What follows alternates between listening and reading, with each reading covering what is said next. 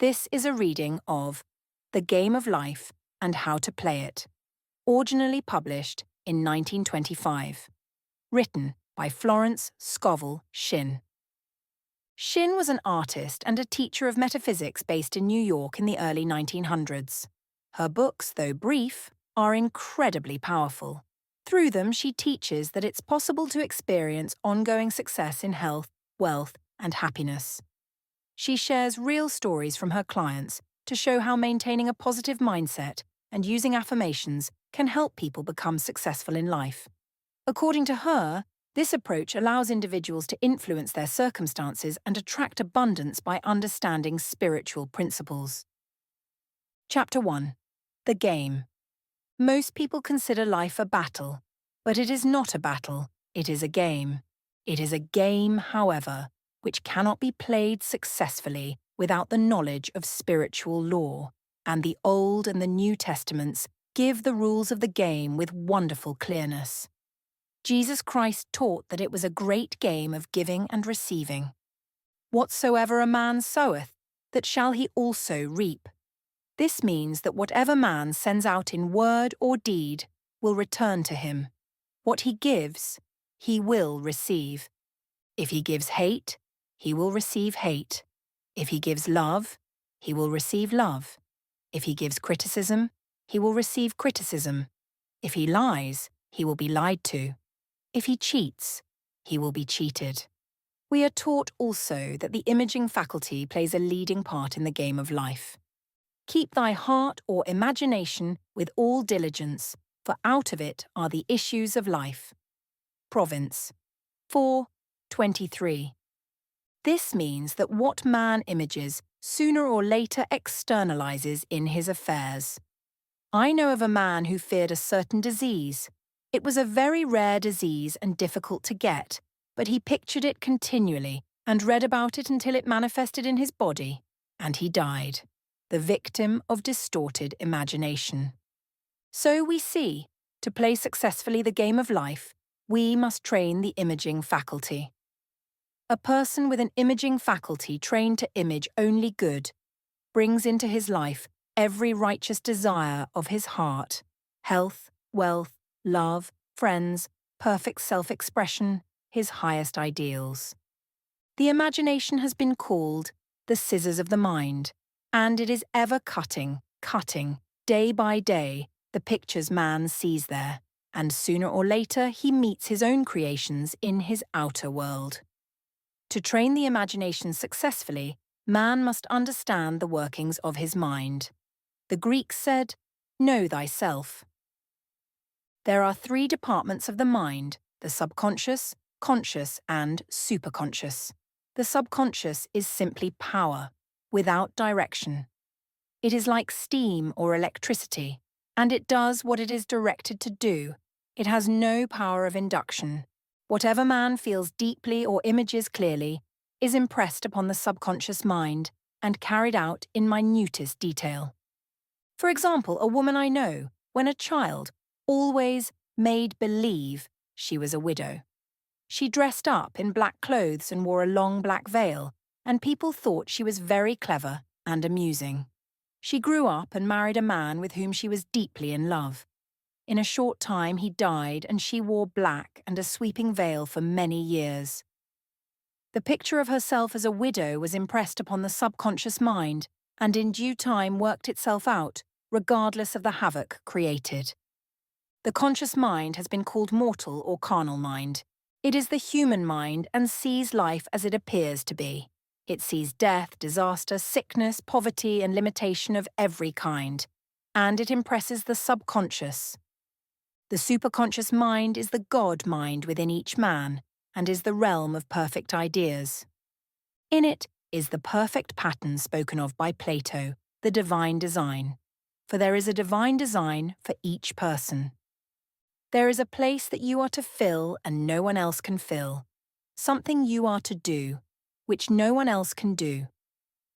There is a perfect picture of this in the superconscious mind.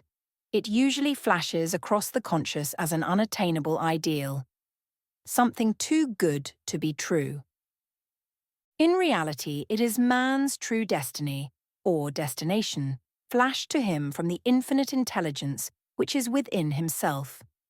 Many people, however, are in ignorance of their true destinies and are striving for things and situations which do not belong to them, and would only bring failure and dissatisfaction if attained. For example, a woman came to me and asked me to speak the word that she would marry a certain man with whom she was very much in love. She called him A.B. I replied that this would be a violation of spiritual law, but that I would speak the word for the right man, the divine selection, the man who belonged to her by divine right. I added, if A.B. is the right man, you can't lose him, and if he isn't, you will receive his equivalent. She saw A.B. frequently, but no headway was made in their friendship. One evening she called and said, "Do you know, for the last week, A.B. hasn't seemed so wonderful to me." I replied, "Maybe he is not the divine selection. Another man may be the right one." Soon after that, she met another man who fell in love with her at once, and who said she was his ideal. In fact, he said all the things that she had always wished A.B. would say to her. She remarked, "It was quite uncanny." She soon returned his love and lost all interest in A.B. This shows the law of substitution. A right idea was substituted for a wrong one, therefore there was no loss or sacrifice involved. Jesus Christ said, "Seek ye first the kingdom of God and his righteousness, and all these things shall be added unto you." And he said the kingdom was within man. The kingdom is the realm of right ideas, or the divine pattern. Jesus Christ taught that man's words played a leading part in the game of life. By your words ye are justified, and by your words ye are condemned. Many people have brought disaster into their lives through idle words. For example, a woman once asked me why her life was now one of poverty of limitation. Formerly she had a home, was surrounded by beautiful things, and had plenty of money. We found she had often tired of the management of her home and had said repeatedly, "I'm sick and tired of things. I wish I lived in a trunk." And she added, "Today I am living in that trunk." She had spoken herself into a trunk. The subconscious mind has no sense of humour, and people often joke themselves into unhappy experiences. For example, a woman who had a great deal of money joked continually about getting ready for the poorhouse. In a few years, she was almost destitute, having impressed the subconscious mind with a picture of lack and limitation. Fortunately, the law works both ways, and a situation of lack may be changed to one of plenty. For example, a woman came to me one hot summer's day for a treatment for prosperity. She was worn out, dejected, and discouraged. She said she possessed just $8 in the world. I said, "Good. We'll bless the $8 and multiply them as Jesus Christ multiplied the loaves and fishes, for he taught that every man had the power to bless and to multiply, to heal and to prosper." She said, "What shall I do next?" I replied, "Follow intuition. Have you a hunch to do anything or to go anywhere? Intuition means intuition, or to be taught from within. It is man's unerring guide, and I will deal more fully with its laws in a following chapter." The woman replied, "I don't know. I seem to have a hunch to go home. I've just enough money for car fare." Her home was in a distant city and was one of lack and limitation, and the reasoning mind or intellect would have said, "Stay in New York and get work and make some money." I replied, "Then go home. Never violate a hunch." I spoke the following words for her. Infinite Spirit, open the way for great abundance for ye. How? She is an irresistible magnet for all that belongs to her by divine right. I told her to repeat it continually also. She left for home immediately. In calling on a woman one day, she linked up with an old friend of her family. Through this friend, she received thousands of dollars in a most miraculous way. She has said to me often, "Tell people about the woman who came to you with $8 and a hunch. There is always plenty on man's pathway, but it can only be brought into manifestation through desire, faith, or the spoken word. Jesus Christ brought out clearly that man must make the first move. Ask, and it shall be given you. Seek, and ye shall find. Knock, and it shall be opened unto you. Mathematics 7:7. In the Scriptures we read, "Concerning the works of my hands, command ye me." Infinite intelligence God is ever ready to carry out man's smallest or greatest demands. Every desire, uttered or unexpressed, is a demand. We are often startled by having a wish suddenly fulfilled. For example, one Easter, having seen many beautiful rose trees in the florist's windows, I wished I would receive one, and for an instant saw it mentally being carried in the door. Easter came, and with it a beautiful rose tree. I thanked my friend the following day and told her it was just what I had wanted. She replied, "I didn't send you a rose tree, I sent you lilies." The man had mixed the order and sent me a rose tree simply because I had started the law in action, and I had to have a rose tree. www.cslasheville.org 9. Nothing stands between man and his highest ideals and every desire of his heart, but doubt and fear. When man can wish without worrying, every desire will be instantly fulfilled. I will explain more fully in a following chapter the scientific reason for this and how fear must be erased from the consciousness. It is man's only enemy: fear of lack, fear of failure, fear of sickness, fear of loss, and a feeling of insecurity on some plane. Jesus Christ said, "Why are ye fearful, O ye of little faith?" Mathematics 8:26. So we can see we must substitute faith for fear is only inverted faith. It is faith in evil instead of good. The object of the game of life is to see clearly one's good and to obliterate all mental pictures of evil. This must be done by impressing the subconscious mind with a realization of good. A very brilliant man who has attained great success told me he had suddenly erased all fear from his consciousness by reading a sign which hung in a room. He saw printed in large letters this statement, "Why worry? It will probably never happen." These words were stamped indelibly upon his subconscious mind, and he has now a firm conviction that only good can come into his life. Therefore, only good can manifest. In the following chapter, I will deal with the different methods of impressing the subconscious mind. It is man's faithful servant, but one must be careful to give it the right orders. Man has ever a silent listener at his side. His subconscious mind, every thought, every word is impressed upon it and carried out in amazing detail. It is like a singer making a record on the sensitive disc of the phonographic plate. Every note and tone of the singer's voice is registered. If he coughs or hesitates, it is registered also. So let us break all. The old bad records in the subconscious mind, the records of our lives which we do not wish to keep, and make new and beautiful ones. Speak these words aloud, with power and conviction. I now smash and demolish, by my spoken word, every untrue record in my subconscious mind. They shall return to the dust heap of their native nothingness, for they came from my own vain imaginings. I now make my perfect records through the Christ within, the records of health, wealth, love, and perfect self-expression. This is the square of life, the game completed. In the following chapters, I will show how man can change his conditions by changing his words. Any man who does not know the power of the word is behind the times. Death and life are in the power of the tongue.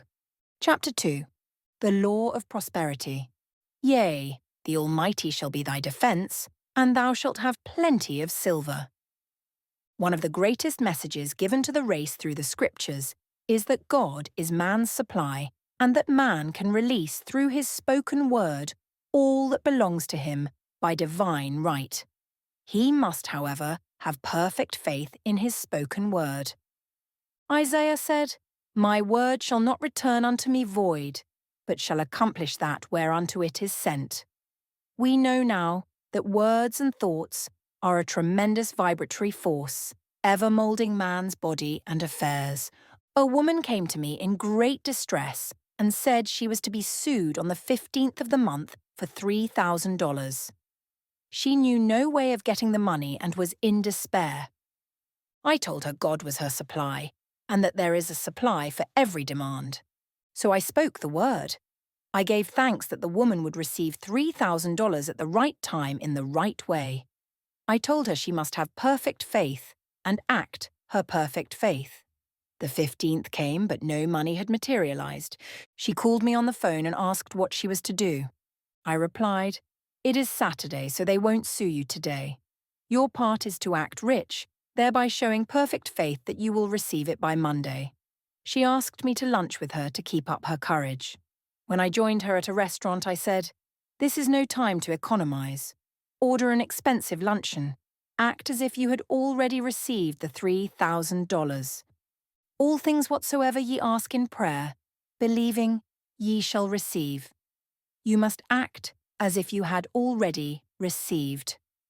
The next morning she called me on the phone and asked me to stay with her during the day. I said, "No, you are divinely protected and God is never too late." In the evening she phoned again, greatly excited, and said, "My dear, a miracle has happened. I was sitting in my room this morning when the doorbell rang. I said to the maid, 'Don't let anyone in.' The maid, however, looked out the window and said, 'It's your cousin with the long white beard.' So I said, 'Call him back. I would like to see him.' He was just turning the corner when he heard the maid's voice and he came back. He talked for about an hour, and just as he was leaving he said, 'Oh, by the way, how are finances?' I told him I needed the money and he said, 'Why, my dear, I will give you $3,000 the first of the month.' I didn't like to tell him I was going to be sued. What shall I do? I won't receive it till the first of the month and I must have it tomorrow. I said, 'I'll keep on treating.' I said, 'Spirit is never too late. I give thanks she has received the money on the invisible plane and that it manifests on time.' The next morning her cousin called her up and said, 'Come to my office this morning and I will give you the money.' That afternoon, she had $3,000 to her credit in the bank and wrote checks as rapidly as her excitement would permit. If one asks for success and prepares for failure, he will get the situation he is prepared for. For example, a man came to me asking me to speak the word that a certain debt would be wiped out. I found he spent his time planning what he would say to the man when he did not pay his bill, thereby neutralizing my words. He should have seen himself paying the debt. We have a wonderful illustration of this in the Bible relating to the 3 kings who were in the desert without water for their men and horses. They consulted the prophet Elisha, who gave them this astonishing message. "Thus saith the Lord, Ye shall not see wind, neither shall ye see rain, yet make this valley full of ditches." Man must prepare for the thing he has asked for, when there isn't the slightest sign of it in sight. For example, a woman found it necessary to look for an apartment during the year when there was a great shortage of apartments in New York. It was considered almost an impossibility, and her friends were sorry for her and said, "Isn't it too bad? You'll have to store your furniture and live in a hotel." She replied, "You needn't feel sorry for me. I'm a superman and I'll get an apartment." She spoke the words, "Infinite Spirit, open the way for the right apartment." She knew there was a supply for every demand, and that she was unconditioned, working on the spiritual plane, and that one with God is a majority. She had contemplated buying new blankets when the tempter, the adverse thought or reasoning mind, suggested, "Don't buy the blankets perhaps, after all you won't get an apartment, and you will have no use for them." She promptly replied to herself, "I'll dig my ditches by buying the blankets." So she prepared for the apartment, acted as though she already had it. She found one in a miraculous way, and it was given to her although there were over 200 other applicants. The blankets showed active faith. It is needless to say that the ditches dug by the 3 kings in the desert were filled to overflowing. Read 2 Kings. Getting into the spiritual swing of things is no easy matter for the average person. The adverse thoughts of doubt and fear surge from the subconscious. They are the army of the aliens, which must be put to flight. This explains why it is so often darkest before the dawn. A big demonstration is usually preceded by tormenting thoughts. Having made a statement of high spiritual truth, one challenges the old beliefs in the subconscious, and error is exposed to be put out. This is the time when one must make his affirmations of truth repeatedly, and rejoice and give thanks that he has already received. Before ye call, I shall answer. This means that every good and perfect gift is already man's awaiting his recognition. Man can only receive what he sees himself receiving. The children of Israel were told that they could have all the land they could see. This is true of every man. He has only the land within his own mental vision. Every great work, every big accomplishment has been brought into manifestation through holding to the vision. And often just before the big achievement comes apparent failure and discouragement. The children of Israel, when they reached the promised land, were afraid to go in, for they said it was filled with giants who made them feel like grasshoppers. And there we saw the giants, and we were in our own sight as grass, hoppers. This is almost every man's experience. However, the one who knows spiritual law is undisturbed by appearance and rejoices while he is yet in captivity. That is, he holds to his vision and gives thanks that the end is accomplished. He has received. Jesus Christ gave a wonderful example of this. He said to his disciples, "Say not ye, there are yet 4 months, and then cometh the harvest. Behold, I say unto you, lift up your eyes and look on the fields, for they are ripe already to harvest." His clear vision pierced the world of matter, and he saw clearly the 4th-dimensional world. Things as they really are, perfect and complete in divine mind. So man must ever hold the vision of his journey's end and demand the manifestation of that which he has already received. It may be his perfect health, love, supply, self-expression, home, or friends. They are all finished and perfect ideas registered in divine mind, man's own superconscious mind, and must come through him, not to him. For example, a man came to me asking for treatments for success. It was imperative that he raise, within a certain time, $50,000 for his business. The time limit was almost up when he came to me in despair. No one wanted to invest in his enterprise, and the bank had flatly refused a loan. I replied, "I suppose you lost your temper while at the bank, therefore your power. You can control any situation if you first control yourself." "Go back to the bank," I added, "and I will treat." My treatment was, "You are identified in love with the spirit of everyone connected with the bank. Let the divine idea come out of this situation." He replied, "Woman, you are talking about an impossibility. Tomorrow is Saturday. The bank closes at 12, and my train won't get me there until 10, and the time limit is up tomorrow, and anyway, they won't do it. It's too late." I replied, "God doesn't need any time and is never too late. With him, all things are possible." I added, "I don't know anything about business, but I know all about God." He replied, "It all sounds fine when I sit here listening to you, but when I go out, it's terrible." He lived in a distant city, and I did not hear from him for a week. Then came a letter. It read, "You were right. I raised the money and will never again doubt the truth of all that you told me." I saw him a few weeks later and I said, "What happened? You evidently had plenty of time after all." He replied, "My train was late, and I got there just 15 minutes to 12. I walked into the bank quietly and said, 'I have come for the loan,' and they gave it to me without a question." It was the last 15 minutes of the time allotted to him, and Infinite Spirit was not too late. In this instance, the man could never have demonstrated alone. He needed someone to help him hold to the vision. This is what one man can do for another. Jesus Christ knew the truth of this when he said, "If two of you shall agree on earth as touching anything that they shall ask, it shall be done for them of my Father which is in heaven." One gets too close to his own affairs and becomes doubtful and fearful. The friend or healer sees clearly the success, health, or prosperity, and never wavers because he is not close to the situation. It is much easier to demonstrate for someone else than for oneself, so a person should not hesitate to ask for help if he feels himself wavering. A keen observer of life once said, "No man can fail if some one person sees him successful." Such is the power of the vision, and many a great man has owed his success to a wife, or sister, or a friend who believed in him and held without wavering to the perfect pattern. Chapter 3.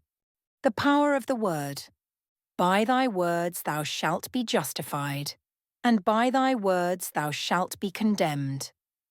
A person knowing the power of the word becomes very careful of his conversation. He has only to watch the reaction of his words to know that they do not return void. Through his spoken word, man is continually making laws for himself. I knew a man who said, "I always miss a car. It invariably pulls out just as I arrive." His daughter said, "I always catch a car. It's sure to come just as I get there." This occurred for years. Each had made a separate law for himself, one of failure, one of success. This is the psychology of superstitions. The horseshoe or rabbit's foot contains no power, but man's spoken word and belief that it will bring him good luck creates expectancy in the subconscious mind and attracts a lucky situation. I find, however, this will not work when man has advanced spiritually and knows a higher law. One cannot turn back and must put away graven images. For example, 2 men in my class had had great success in business for several months when suddenly everything went to smash. We tried to analyze the situation, and I found, instead of making their affirmations and looking to God for success and prosperity, they had each bought a lucky monkey. I said, "Oh, I see. You have been trusting in the lucky monkeys instead of God. Put away the lucky monkeys and call on the law of forgiveness, for man has power to forgive or neutralize his mistakes." They decided to throw the lucky monkeys down a coal hole, and all went well again. This does not mean, however, that one should throw away every lucky ornament or horseshoe about the house, but he must recognize that the power back of it is the one and only power, God, and that the object simply gives him a feeling of expectancy. I was with a friend, one day, who was in deep despair. In crossing the street, she picked up a horseshoe. Immediately, she was filled with joy and hope. She said God had sent her the horseshoe in order to keep up her courage. It was indeed, at that moment, about the only thing that could have registered in her consciousness. Her hope became faith, and she ultimately made a wonderful demonstration. I wish to make the point clear that the men previously mentioned were depending on the monkeys alone, while this woman recognized the power back of the horseshoe. I know in my own case, it took a long while to get out of a belief that a certain thing brought disappointment. If the thing happened, disappointment invariably followed. I found the only way I could make a change in the subconscious was by asserting, there are not two powers, there is only one power, God. Therefore there are no disappointments, and this thing means a happy surprise. I noticed a change at once, and happy surprises commenced coming my way. I have a friend who said nothing could induce her to walk under a ladder. I said, "If you are afraid, you are giving in to a belief in two powers, good and evil, instead of one.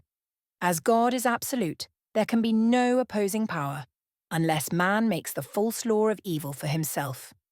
To show you believe in only one power, God, and that there is no power or reality in evil, walk under the next ladder you see."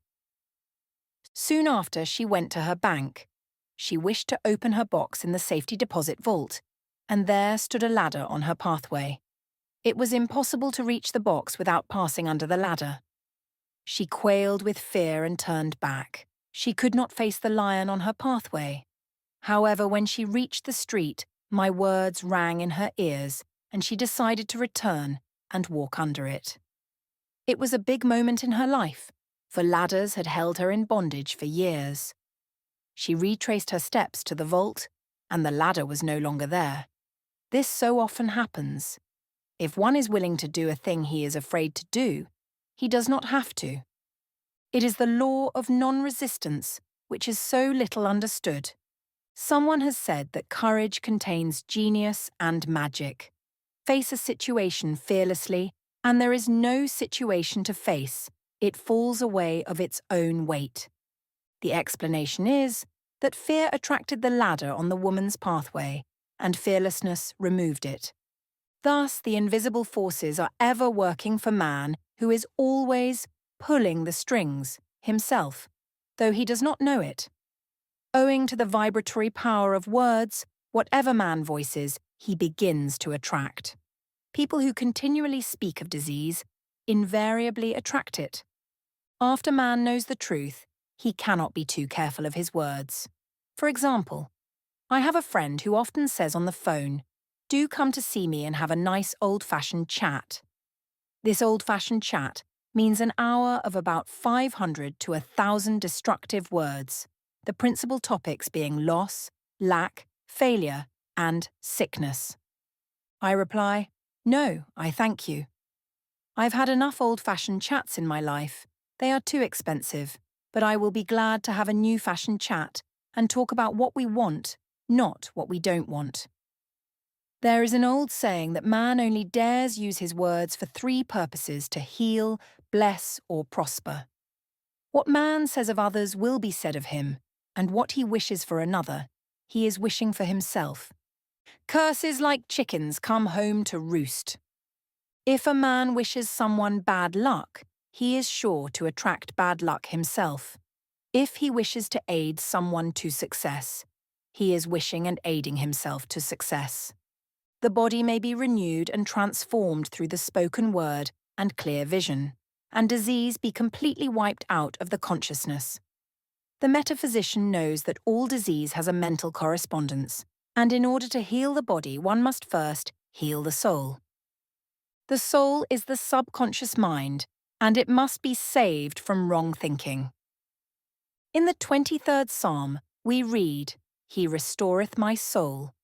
This means that the subconscious mind or soul must be restored with the right ideas, and the mystical marriage is the marriage of the soul and the spirit, or the subconscious and superconscious mind.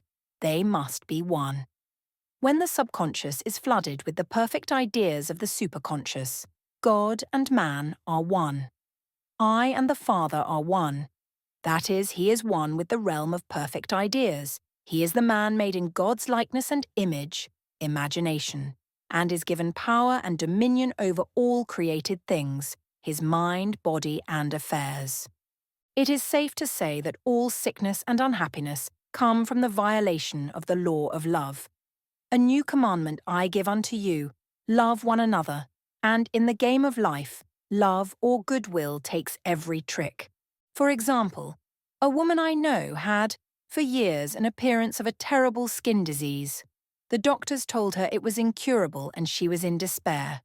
She was on the stage, and she feared she would soon have to give up her profession, and she had no other means of support. She, however, procured a good engagement, and, on the opening night, made a great hit. She received flattering notices from the critics, and was joyful and elated.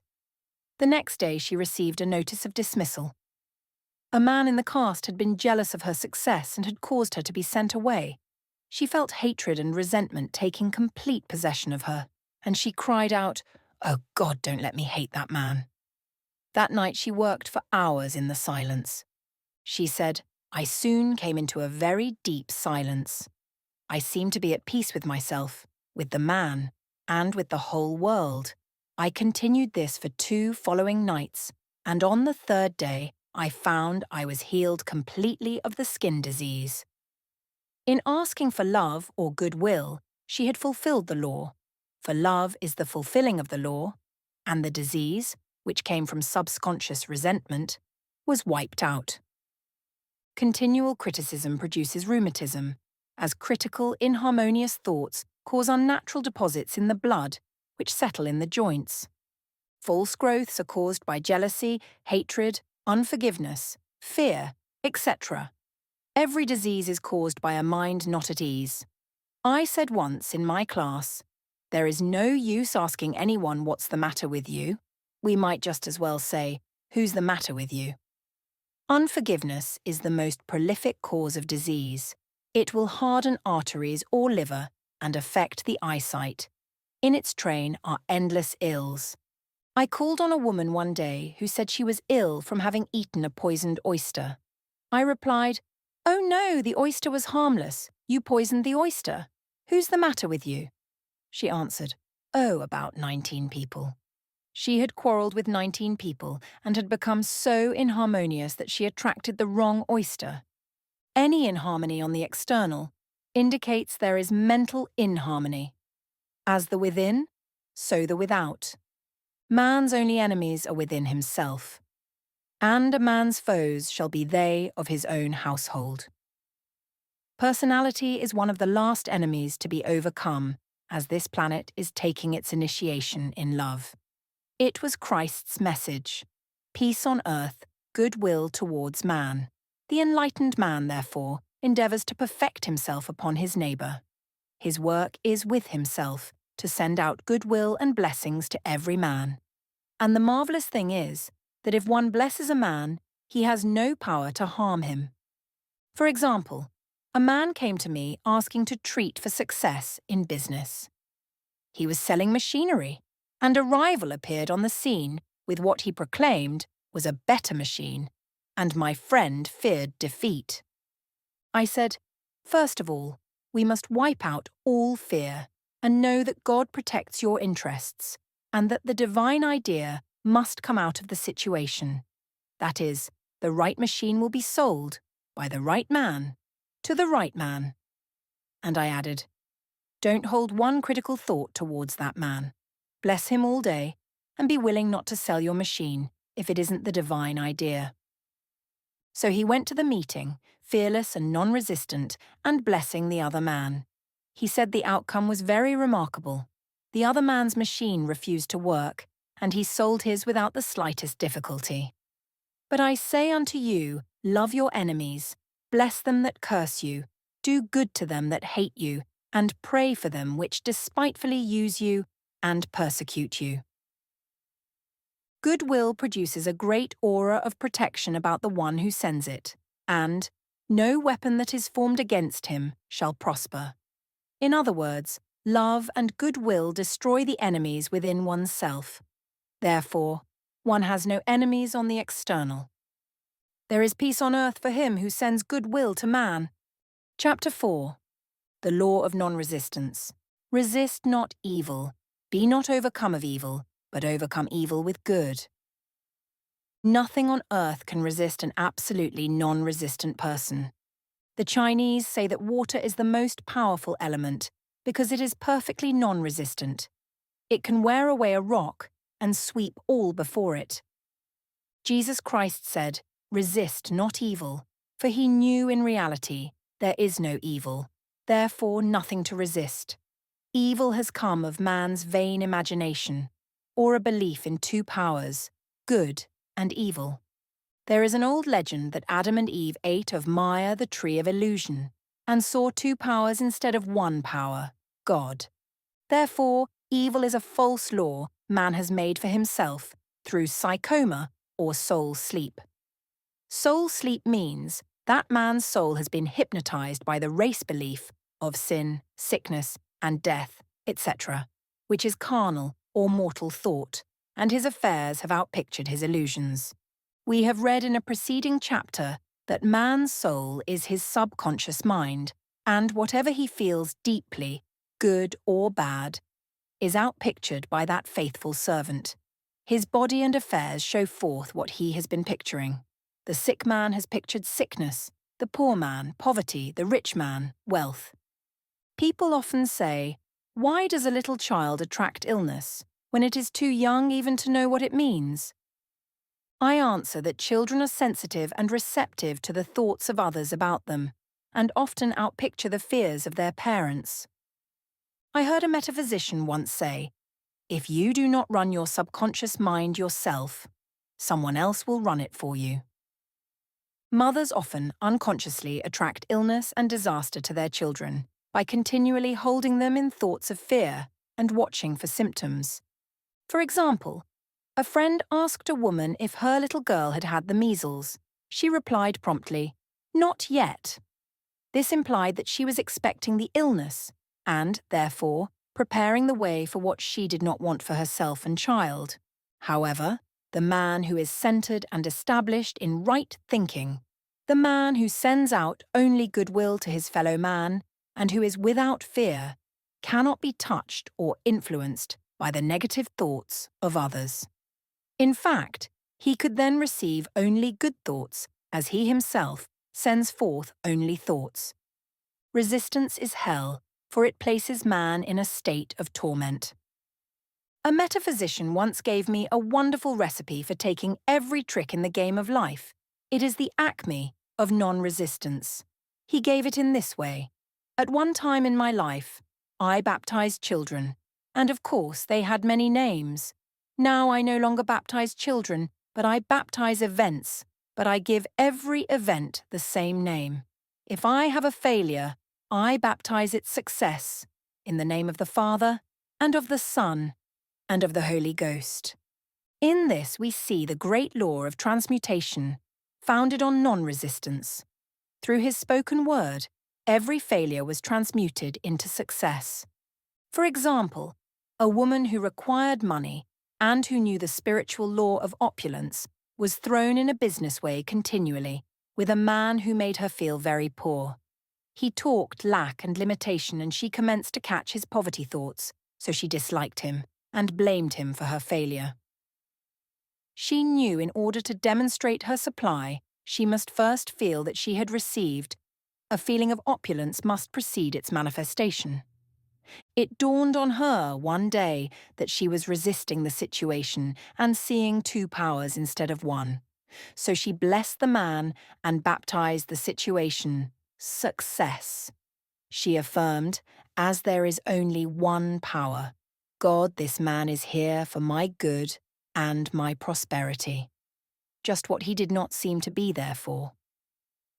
Soon after that, she met, through this man, a woman who gave her for a service rendered several $1,000s, and the man moved to a distant city and faded harmoniously from her life. Make the statement, "Every man is a golden link in the chain of my good, for all men are God in manifestation, awaiting the opportunity given by man, himself, to serve the divine plan of his life." Bless your enemy, and you rob him of his ammunition. His arrows will be transmuted into blessings. This law is true of nations as well as individuals. Bless a nation, send love and goodwill to every inhabitant, and it is robbed of its power to harm. Man can only get the right idea of non-resistance through spiritual understanding. My students have often said, "I don't want to be a doormat." I reply, when you use non-resistance with wisdom, no one will ever be able to walk over you. Another example. One day I was impatiently awaiting an important telephone call. I resisted every call that came in and made no outgoing calls myself, reasoning that it might interfere with the one I was awaiting. Instead of saying, "Divine ideas never conflict," the call will come at the right time. Leaving it to infinite intelligence to arrange, I commenced to manage things myself. I made the battle mine, not God's, and remained tense and anxious. The bell did not ring for about an hour, and I glanced at the phone and found the receiver had been off that length of time, and the phone was disconnected. My anxiety, fear, and belief in interference had brought on a total eclipse of the telephone. Realizing what I had done, I commenced blessing the situation at once. I baptized it success and affirmed, I cannot lose any call that belongs to me by divine right. I am under grace and not under law. A friend rushed out to the nearest telephone to notify the company to reconnect. She entered a crowded grocery, but the proprietor left his customers and attended to the call himself. My phone was connected at once, and 2 minutes later, I received a very important call. And about an hour afterwards, the one I had been awaiting. One's ships come in over a calm sea. So long as man resists a situation, he will have it with him. If he runs away from it, it will run after him. For example, I repeated this to a woman one day and she replied, "How true that is." I was unhappy at home, I disliked my mother, who was critical and domineering, so I ran away and was married. But I married my mother, for my husband was exactly like my mother, and I had the same situation to face again. Agree with thine adversary quickly. This means agree that the adverse situation is good, be undisturbed by it, and it falls away of its own weight. None of these things move me, is a wonderful affirmation. The inharmonious situation comes from some inharmony within man himself. When there is, in him, no emotional response to an inharmonious situation, it fades away forever from his pathway. So we see man's work is ever with himself. People have said to me, "Give treatments to change my husband or my brother." I reply, "No, I will give treatments to change you. When you change, your husband and your brother will change." One of my students was in the habit of lying. I told her it was a failure method, and if she lied, she would be lied to. She replied, "I don't care. I can't possibly get along without lying." One day she was speaking on the phone to a man with whom she was very much in love. She turned to me and said, "I don't trust him. I know he's lying to me." I replied, "Well, you lie yourself, so someone has to lie to you, and you may be sure it will be just the person you want the truth from." Sometime after that, I saw her and she said, "I'm cured of lying." I questioned, "What cured you?" She replied, "I have been living with a woman who lied worse than I did." One is often cured of his faults by seeing them in others. Life is a mirror, and we find only ourselves reflected in our associates. Living in the past is a failure method and a violation of spiritual law. Jesus Christ said, "Behold, now is the accepted time. Now is the day of salvation." Lot's wife looked back and was turned into a pillar of salt. The robbers of time are the past and the future. Man should bless the past and forget it if it keeps him in bondage, and bless the future, knowing it has in store for him endless joys, but live fully in the now. For example, a woman came to me, complaining that she had no money with which to buy Christmas gifts. She said, "Last year was so different. I had plenty of money and gave lovely presents, and this year I have scarcely a cent." I replied, "You will never demonstrate money while you are pathetic and live in the past. Live fully in the now and get ready to give Christmas presents. Dig your ditches, and the money will come." She exclaimed, "I know what to do. I will buy some tinsel twine, Christmas seals, and wrapping paper."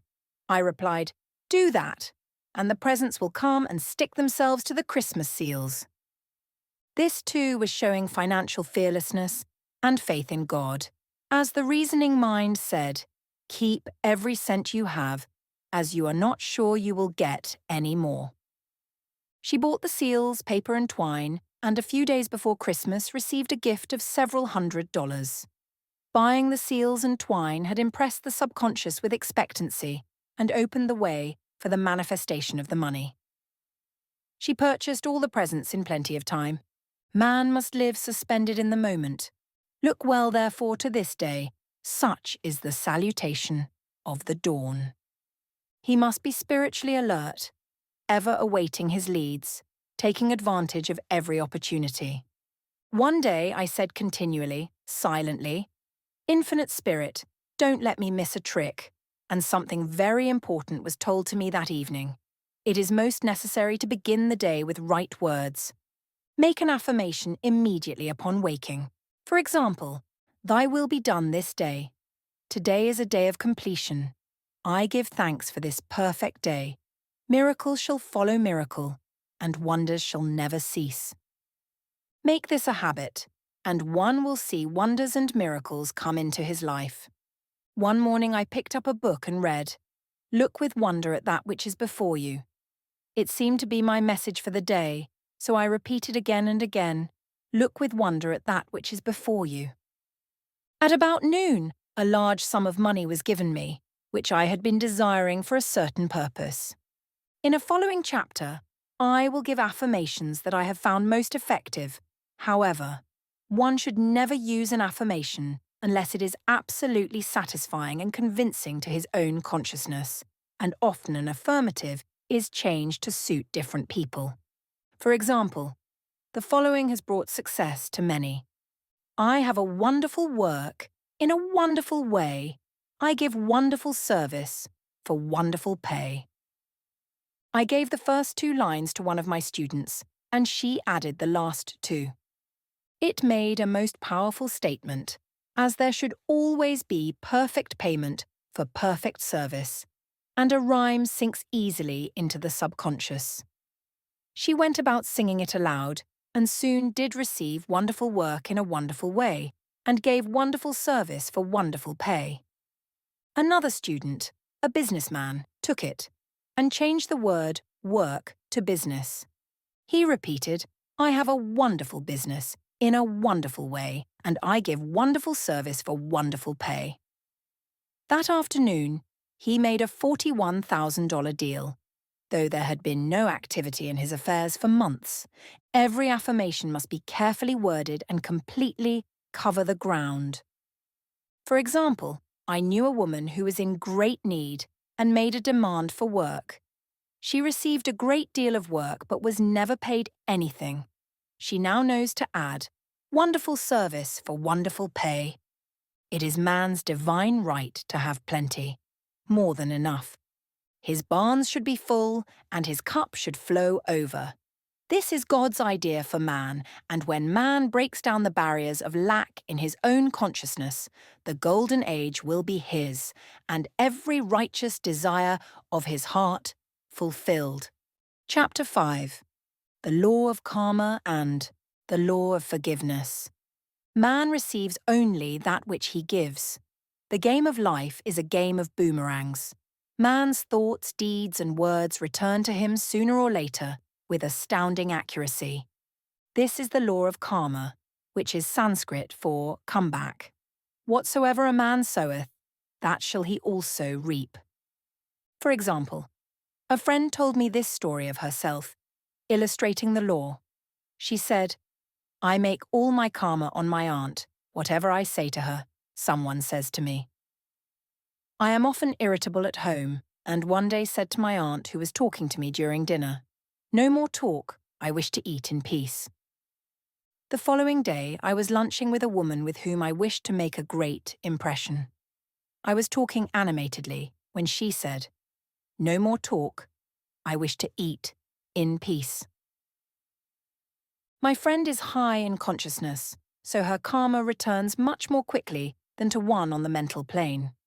The more man knows, the more he is responsible for, and a person with a knowledge of spiritual law, which he does not practice, suffers greatly, in consequence.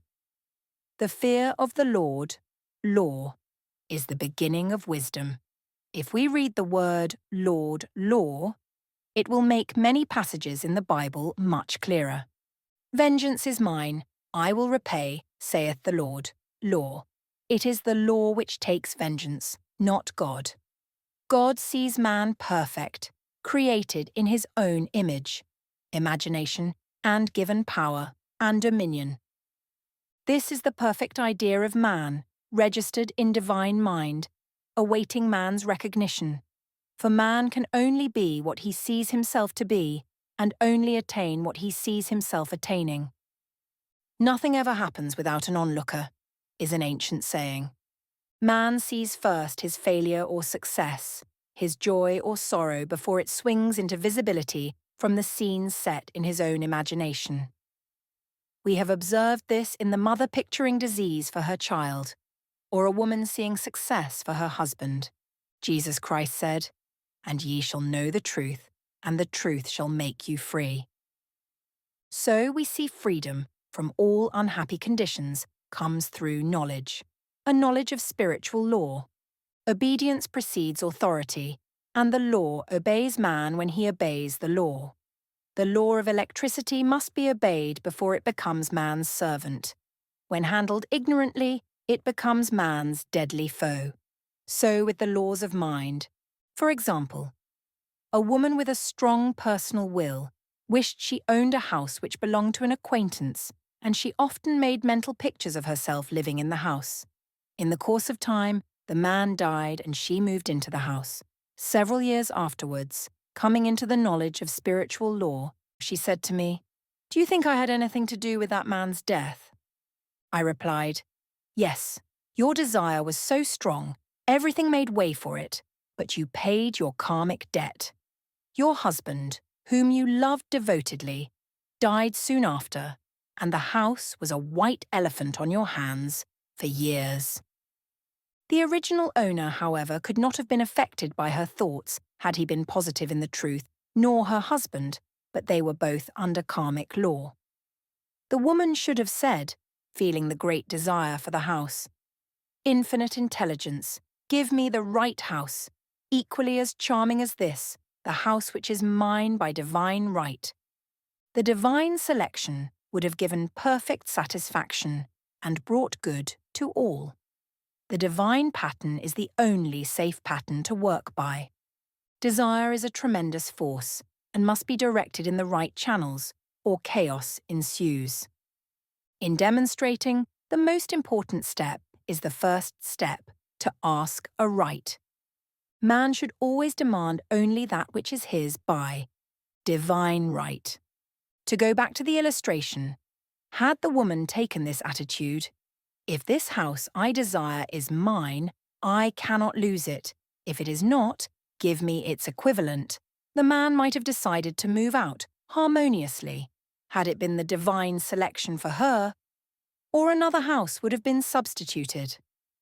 Anything forced into manifestation through personal will is always ill-got, and has ever bad success. Man is admonished, "My will be done, not thine."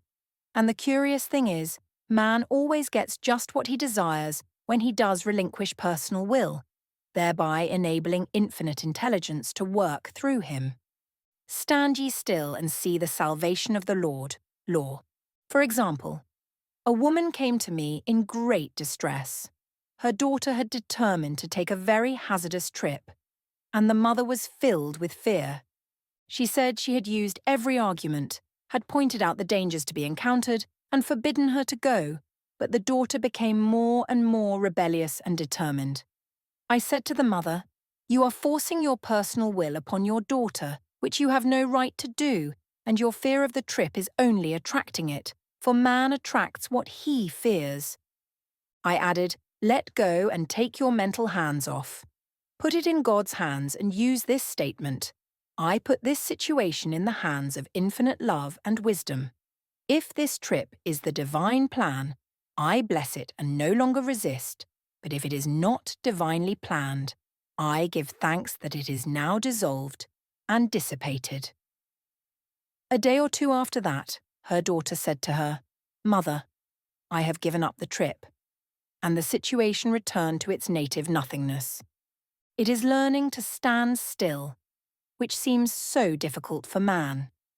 I will deal more fully with this law in the chapter on non-resistance. I will give another example of sowing and reaping, which came in the most curious way. A woman came to me saying she had received a counterfeit $20 bill given to her at the bank. She was much disturbed, for she said, "The people at the bank will never acknowledge their mistake." I replied, "Let us analyze the situation and find out why you attracted it." She thought a few moments and exclaimed, "I know it. I sent a friend a lot of stage money just for a joke. So the law had sent her some stage money, for it doesn't know anything about jokes. I said, now we will call on the law of forgiveness and neutralize the situation. Christianity is founded upon the law of forgiveness. Christ has redeemed us from the curse of the karmic law, and the Christ within each man is his Redeemer and salvation from all inharmonious conditions. So I said, Infinite Spirit, we call on the law of forgiveness and give thanks that she is under grace and not under law, and cannot lose this $20 which is hers by divine right. Now, I said, go back to the bank and tell them fearlessly that it was given you there by mistake. She obeyed, and to her surprise they apologized and gave her another bill, treating her most courteously. So knowledge of the law gives man power to rub out his mistakes. Man cannot force the external to be what he is not. If he desires riches, he must be rich first in consciousness. For example, a woman came to me asking treatment for prosperity. She did not take much interest in her household affairs, and her home was in great disorder. I said to her, if you wish to be rich, you must be orderly. All men with great wealth are orderly, and order is heaven's first law. I added, you will never become rich with a burnt match in the pincushion. She had a good sense of humour and commenced immediately, putting her house in order. She rearranged furniture, straightened out bureau drawers, cleaned rugs, and soon made a big financial demonstration. A gift from a relative. The woman herself became made over and keeps herself keyed up financially by being ever watchful of the external and expecting prosperity, knowing God is her supply. Many people are in ignorance of the fact that gifts and things are investments, and that hoarding and saving invariably lead to loss. There is that scattereth and yet increaseth, and there is that withholdeth more than is meet, but it tendeth to poverty. For example, I knew a man who wanted to buy a fur-lined overcoat. He and his wife went to various shops, but there was none he wanted. He said they were all too cheap-looking. At last, he was shown one. The salesman said was valued at $1,000, but which the manager would sell him for $500, as it was late in the season. His financial possessions amounted to about $700. The reasoning mind would have said, you can't afford to spend nearly all you have on a coat, but he was very intuitive and never reasoned. He turned to his wife and said, if I get this coat, I'll make a ton of money. So his wife consented, weakly. About a month later, he received a $10,000 commission. The coat made him feel so rich it linked him with success and prosperity. Without the coat, he would not have received the commission. It was an investment paying large dividends. If man ignores these leadings to spend or to give, the same amount of money will go in an uninteresting or unhappy way. For example, a woman told me on Thanksgiving Day she informed her family that they could not afford a Thanksgiving dinner. She had the money, but decided to save it. A few days later, someone entered her room and took from the bureau drawer the exact amount the dinner would have cost. The law always stands back of the man who spends fearlessly, with wisdom. For example, one of my students was shopping with her little nephew. The child clamoured for a toy, which she told him she could not afford to buy. She realised suddenly that she was seeking lack and not recognising God as her supply. So she bought the toy and on her way home picked up, in the street, the exact amount of money she had paid for it. Man's supply is inexhaustible and unfailing when fully trusted, but faith or trust must precede the demonstration. According to your faith be it unto you. Faith is the substance of things hoped for, the evidence of things not seen. For faith holds the vision steady, and the adverse pictures are dissolved and dissipated, and, in due season, we shall reap, if we faint not. Jesus Christ brought the good news, the gospel, that there was a higher law than the law of karma. and that law transcends the law of karma. It is the law of grace or forgiveness. It is the law which frees man from the law of cause and effect, the law of consequence, under grace and not under law. We are told that on this plane man reaps where he has not sown. The gifts of God are simply poured out upon him. All that the kingdom affords is his. This continued state of bliss awaits the man who has overcome the race or world thought. In the world thought there is tribulation, but Jesus Christ said, "Be of good cheer, I have overcome the world." The world thought is that of sin, sickness, and death. He saw their absolute unreality and said sickness and sorrow shall pass away, and death itself, the last enemy, be overcome. We know now, from a scientific standpoint, that death could be overcome by stamping the subconscious mind with the conviction of eternal youth and eternal life. The subconscious, being simply power without direction, carries out orders without questioning. Working under the direction of the superconscious, the Christ or God within man, the resurrection of the body would be accomplished. Man would no longer throw off his body in death.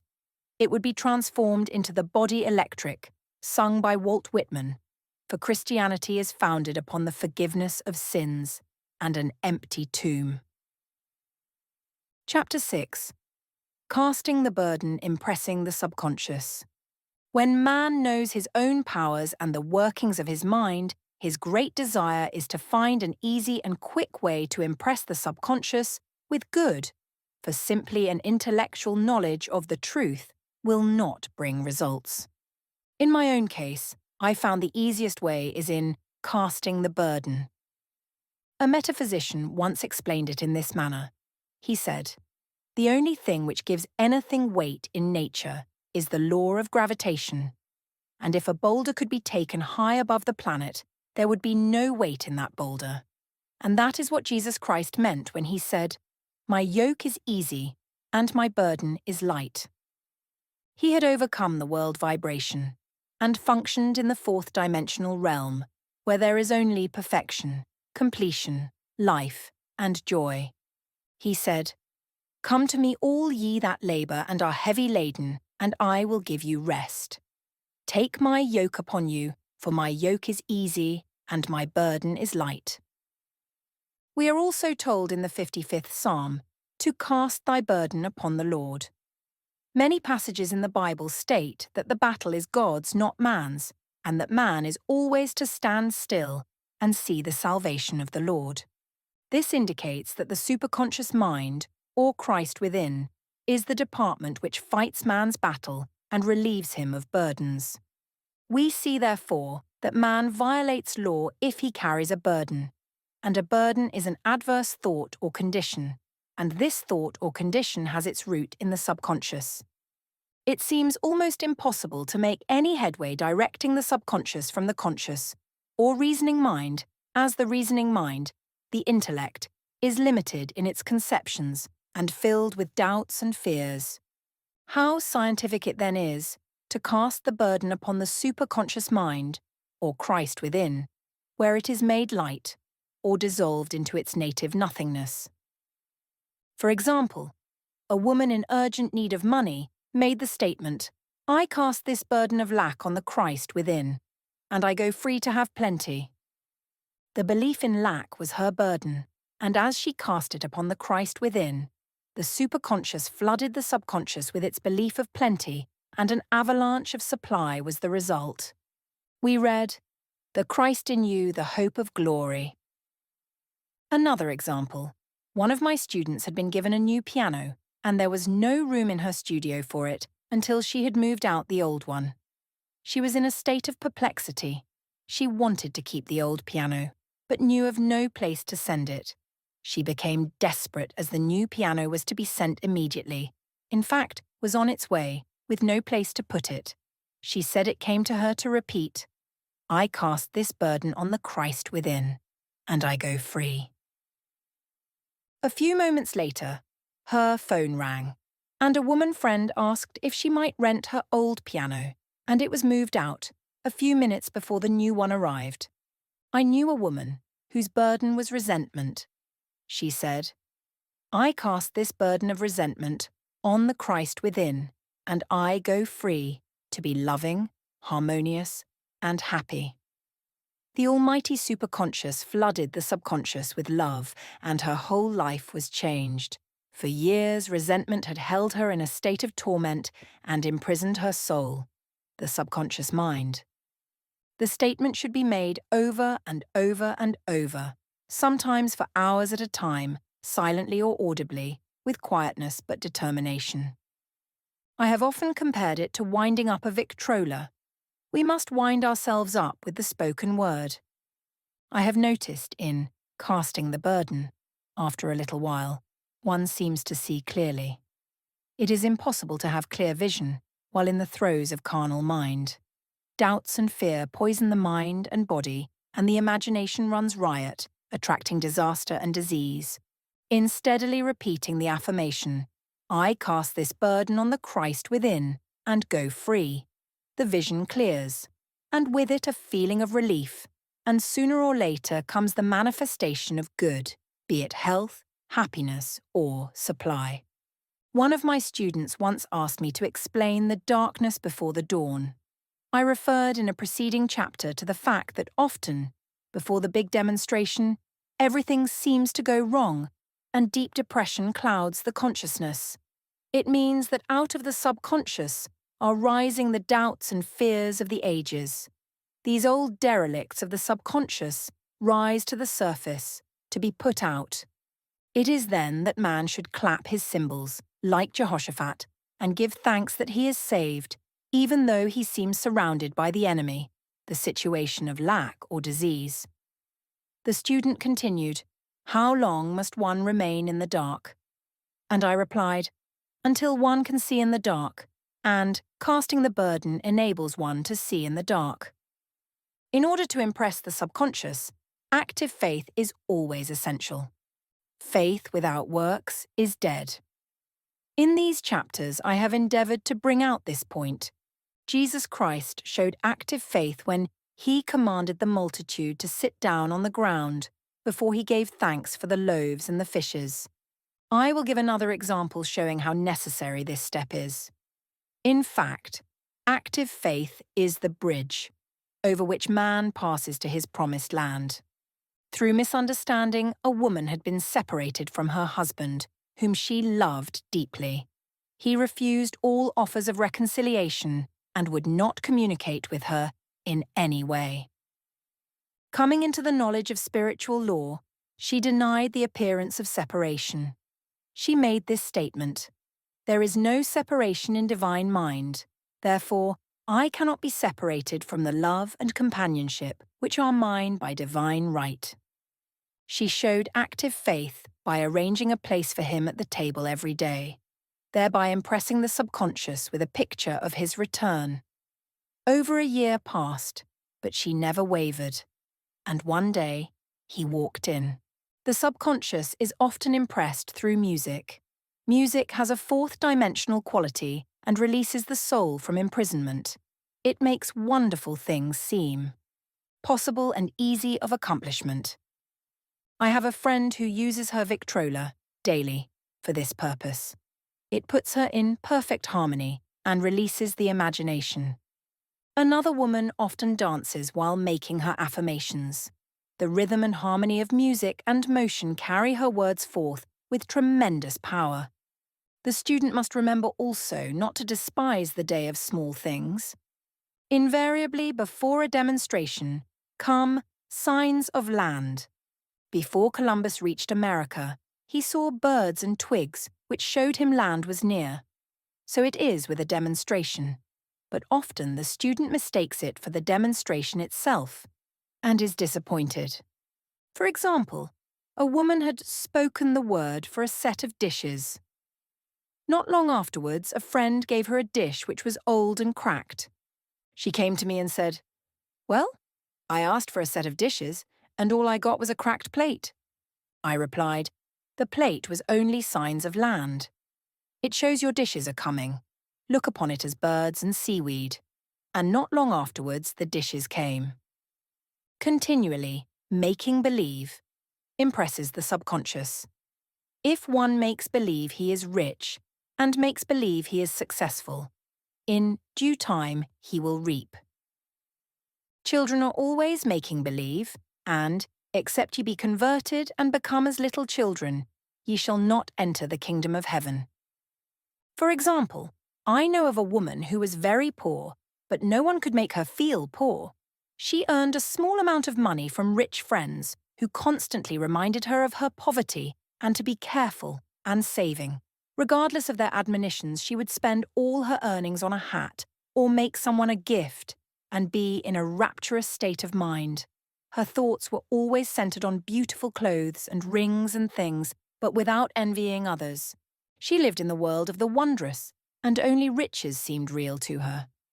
Before long, she married a rich man, and the rings and things became visible. I do not know whether the man was the divine selection, but opulence had to manifest in her life, as she had imaged only opulence. There is no peace or happiness for man until he has erased all fear from the subconscious. Fear is misdirected energy and must be redirected or transmuted into faith. Jesus Christ said, "Why are ye fearful, O ye of little faith? All things are possible to him that believeth." I am asked, so often by my students, how can I get rid of fear? I reply, by walking up to the thing you are afraid of. The lion takes its fierceness from your fear. Walk up to the lion, and he will disappear. Run away, and he runs after you. I have shown in previous chapters how the lion of lack disappeared when the individual spent money fearlessly, showing faith that God was his supply and therefore unfailing. Many of my students have come out of the bondage of poverty and are now bountifully supplied through losing all fear of letting money go out. The subconscious is impressed with the truth that God is the giver and gift. Therefore, as one is one with the giver, he is one with the gift. A splendid statement is, I now thank God the giver for God the gift. Man has so long separated himself from his good and his supply through thoughts of separation and lack that sometimes it takes dynamite to dislodge these false ideas from the subconscious, and the dynamite is a big situation. We see in the foregoing illustration how the individual was freed from his bondage by showing fearlessness. Man should watch himself hourly to detect if his motive for action is fear or faith. Choose ye this day whom we shall serve, fear or faith. Perhaps one's fear is of personality. Then do not avoid the people feared. Be willing to meet them cheerfully, and they will either prove golden links in the chain of one's good or disappear harmoniously from one's pathway. Perhaps one's fear is of disease or germs. Then one should be fearless and undisturbed in a germ-laden situation, and he would be immune. One can only contract germs while vibrating at the same rate as the germ, and fear drags men down to the level of the germ. Of course, the disease-laden germ is the product of carnal mind, as all thought must objectify. Germs do not exist in the superconscious or divine mind, therefore are the product of man's vain imagination.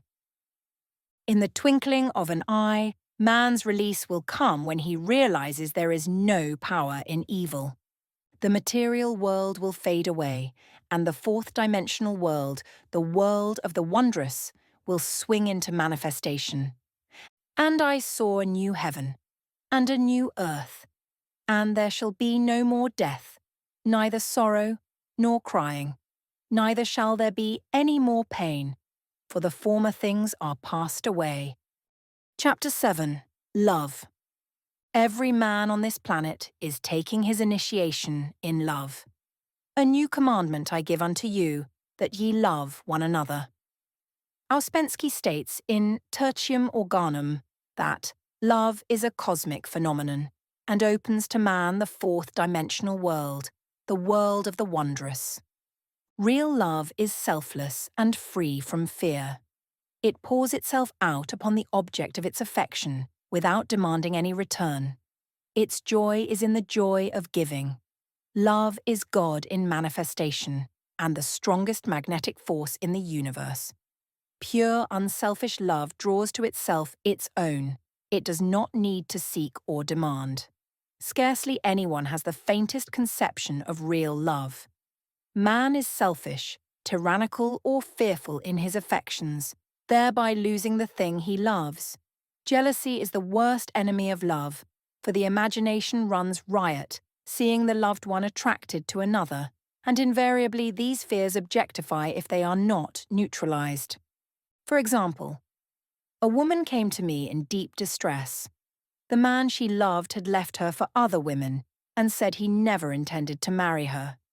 She was torn with jealousy and resentment and said she hoped he would suffer as he had made her suffer, and added, "How could he leave me when I loved him so much?" I replied, "You are not loving that man. You are hating him," and added, "You can never receive what you have never given. Give a perfect love, and you will receive a perfect love. Perfect yourself on this man. Give him a perfect, unselfish love, demanding nothing in return. Do not criticize or condemn and bless him wherever his is." She replied, "No, I won't bless him unless I know where he is," she said. "Well," I said, "that is not real love." When you send out real love will return to you, either from this man or his equivalent, for if this man is not the divine selection, you will not want him. As you are one with God, you are one with the love which belongs to you by divine right. Several months passed, and matters remained about the same, but she was working conscientiously with herself. I said, "When you are no longer disturbed by his cruelty, he will cease to be cruel, as you are attracting it through your own emotions." Then I told her of a brotherhood in India, who never said, "Good morning," to each other. They used these words, "I salute the divinity in you." They saluted the divinity in every man, and in the wild animals in the jungle, and they were never harmed, for they saw only God in every living thing. I said, "Salute the divinity in this man, and say, I see your divine self only. I see you as God sees you, perfect, made in his image and likeness." She found she was becoming more poised and gradually losing her resentment. He was a captain, and she always called him the Cap. One day, she said suddenly, "God bless the Cap wherever he is." I replied, "Now that is real love, and when you have become a complete circle and are no longer disturbed by the situation, you will have his love, or attract its equivalent." I was moving at this time and did not have a telephone, so was out of touch with her for a few weeks, when one morning I received a letter saying, "We are married." At the earliest opportunity, I paid her a call. My first words were, "What happened?" "Oh," she exclaimed, "a miracle." One day I woke up, and all suffering had ceased. I saw him that evening, and he asked me to marry him. We were married in about a week, and I have never seen a more devoted man. There is an old saying, "No man is your enemy, no man is your friend, every man is your teacher." So one should become impersonal and learn what each man has to teach him, and soon he would learn his lessons and be free. The woman's lover was teaching her selfless love, which every man sooner or later must learn. Suffering is not necessary for man's development. It is the result of violation of spiritual law. But few people seem able to rouse themselves from their soul sleep without it. When people are happy, they usually become selfish, and automatically the law of karma is set in action. Man often suffers loss through lack of appreciation. I knew a woman who had a very nice husband, but she said often, "I don't care anything about being married, but that is nothing against my husband. I'm simply not interested in married life." She had other interests, and scarcely remembered she had a husband. She only thought of him when she saw him. One day her husband told her he was in love with another woman and left. She came to me in distress and resentment. I replied, "It is exactly what you spoke the word for. You said you didn't care anything about being married, so the subconscious worked to get you unmarried." She said, "Oh yes, I see. People get what they want and then feel very much hurt." She soon became in perfect harmony with the situation and knew they were both much happier apart. When a woman becomes indifferent or critical and ceases to be an inspiration to her husband, he misses the stimulus of their early relationship and is restless and unhappy. A man came to me dejected, miserable and poor. His wife was interested in the science of numbers and had had him read. It seems the report was not very favourable, for he said, "My wife says I'll never amount to anything because I am a 2. I replied, "I don't care what your number is, you are a perfect idea in divine mind, and we will demand the success and prosperity which are already planned for you by that infinite intelligence." Within a few weeks he had a very fine position, and a year or 2 later he achieved a brilliant success as a writer. No man is a success in business unless he loves his work. The picture the artist paints for love of his art is his greatest work. The potboiler is always something to live down. No man can attract money if he despises it. Many people are kept in poverty by saying, "Money means nothing to me, and I have a contempt for people who have it." This is the reason so many artists are poor. Their contempt for money separates them from it. I remember hearing one artist say of another, "He's no good as an artist, he has money in the bank." This attitude of mind, of course, separates man from his supply. He must be in harmony with a thing in order to attract it. Money is God in manifestation, as freedom from want and limitation, but it must be always kept in circulation and put to right uses. Hoarding and saving react with grim vengeance. This does not mean that man should not have houses and lots, stocks and bonds, for the barns of the righteous man shall be full. It means man should not hoard even the principal if an occasion arises when money is necessary.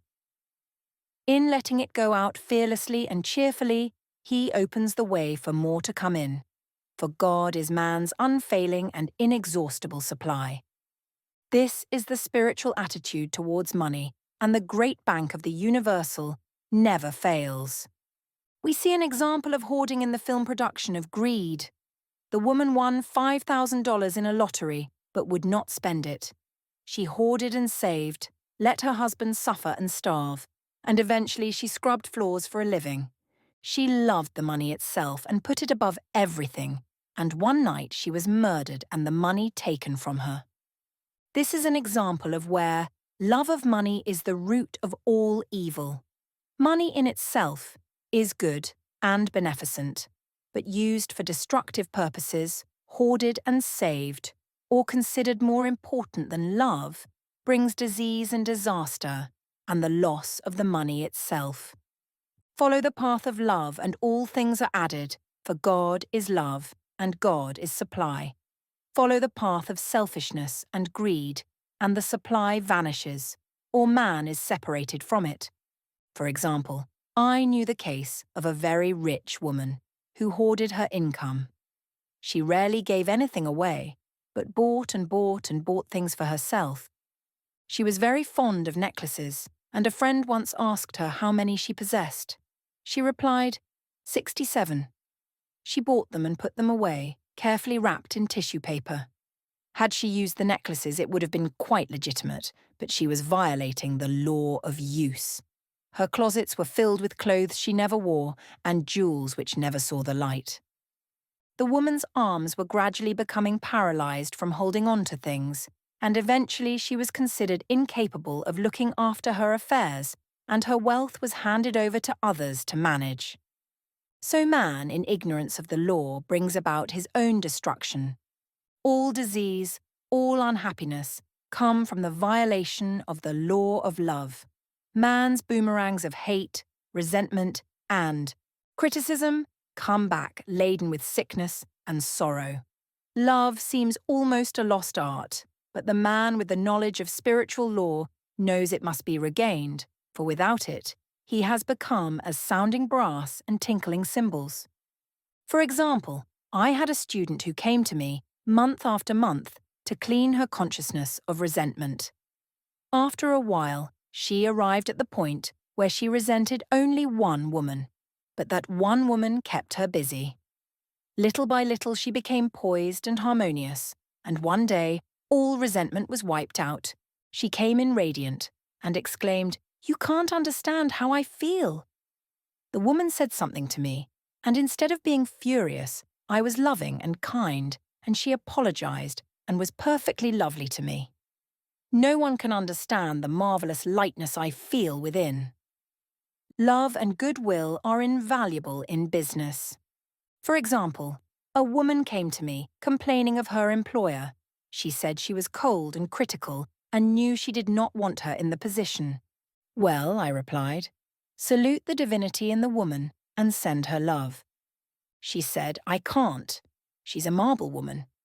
I answered, "You remember the story of the sculptor who asked for a certain piece of marble. He was asked why he wanted it, and he replied, because there is an angel in the marble, and out of it he produced a wonderful work of art." She said, "Very well, I'll try it." A week later she came back and said, "I did what you told me to, and now the woman is very kind and took me out in her car." People are sometimes filled with remorse for having done someone an unkindness, perhaps years ago. If the wrong cannot be righted, its effect can be neutralized by doing someone a kindness in the present. This one thing I do, forgetting those things which are behind and reaching forth unto those things where are before. Sorrow, regret, and remorse tear down the cells of the body and poison the atmosphere of the individual.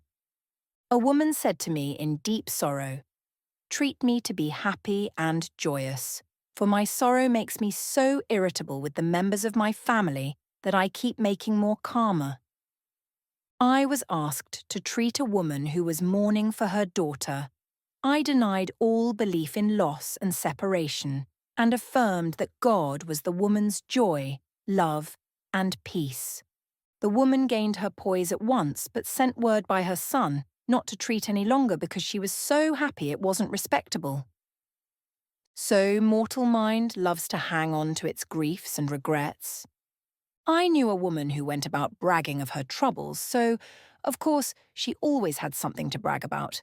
The old idea was if a woman did not worry about her children, she was not a good mother. Now, we know that mother fear is responsible for many of the diseases and accidents which come into the lives of children.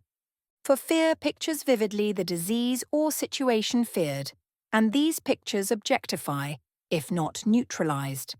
Happy is the mother who can say sincerely that she puts her child in God's hands, and knows therefore that he is divinely protected.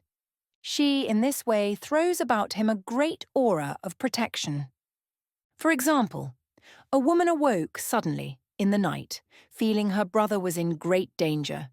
Instead of giving in to her fears, she commenced making statements of truth, saying, "Man is a perfect idea in divine mind, and is always in his right place.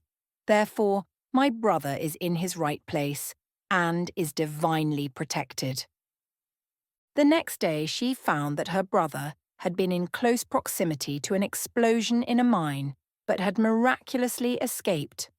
So man is his brother's keeper, in thought, and every man should know that the thing he loves dwells in the secret place of the Most High, and abides under the shadow of the Almighty. There shall no evil befall thee, neither shall any plague come nigh thy dwelling. Perfect love casteth out fear. He that feareth is not made perfect in love, and love is the fulfilling of the law. Chapter 8. Intuition or Guidance. In all thy ways acknowledge him, and he shall direct thy paths. There is nothing too great of accomplishment for the man who knows the power of his word and who follows his intuitive leads. By the word, he starts in action unseen forces and can rebuild his body or remold his affairs. It is, therefore, of the utmost importance to choose the right words, and the student carefully selects the affirmation he wishes to catapult into the invisible. He knows that God is his supply, that there is a supply for every demand, and that his spoken word releases this supply.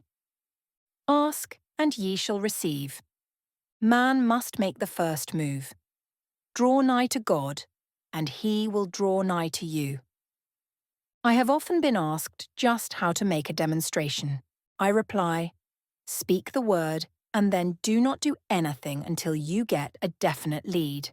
Demand the lead, saying, Infinite Spirit, reveal to me the way. Let me know if there is anything for me to do.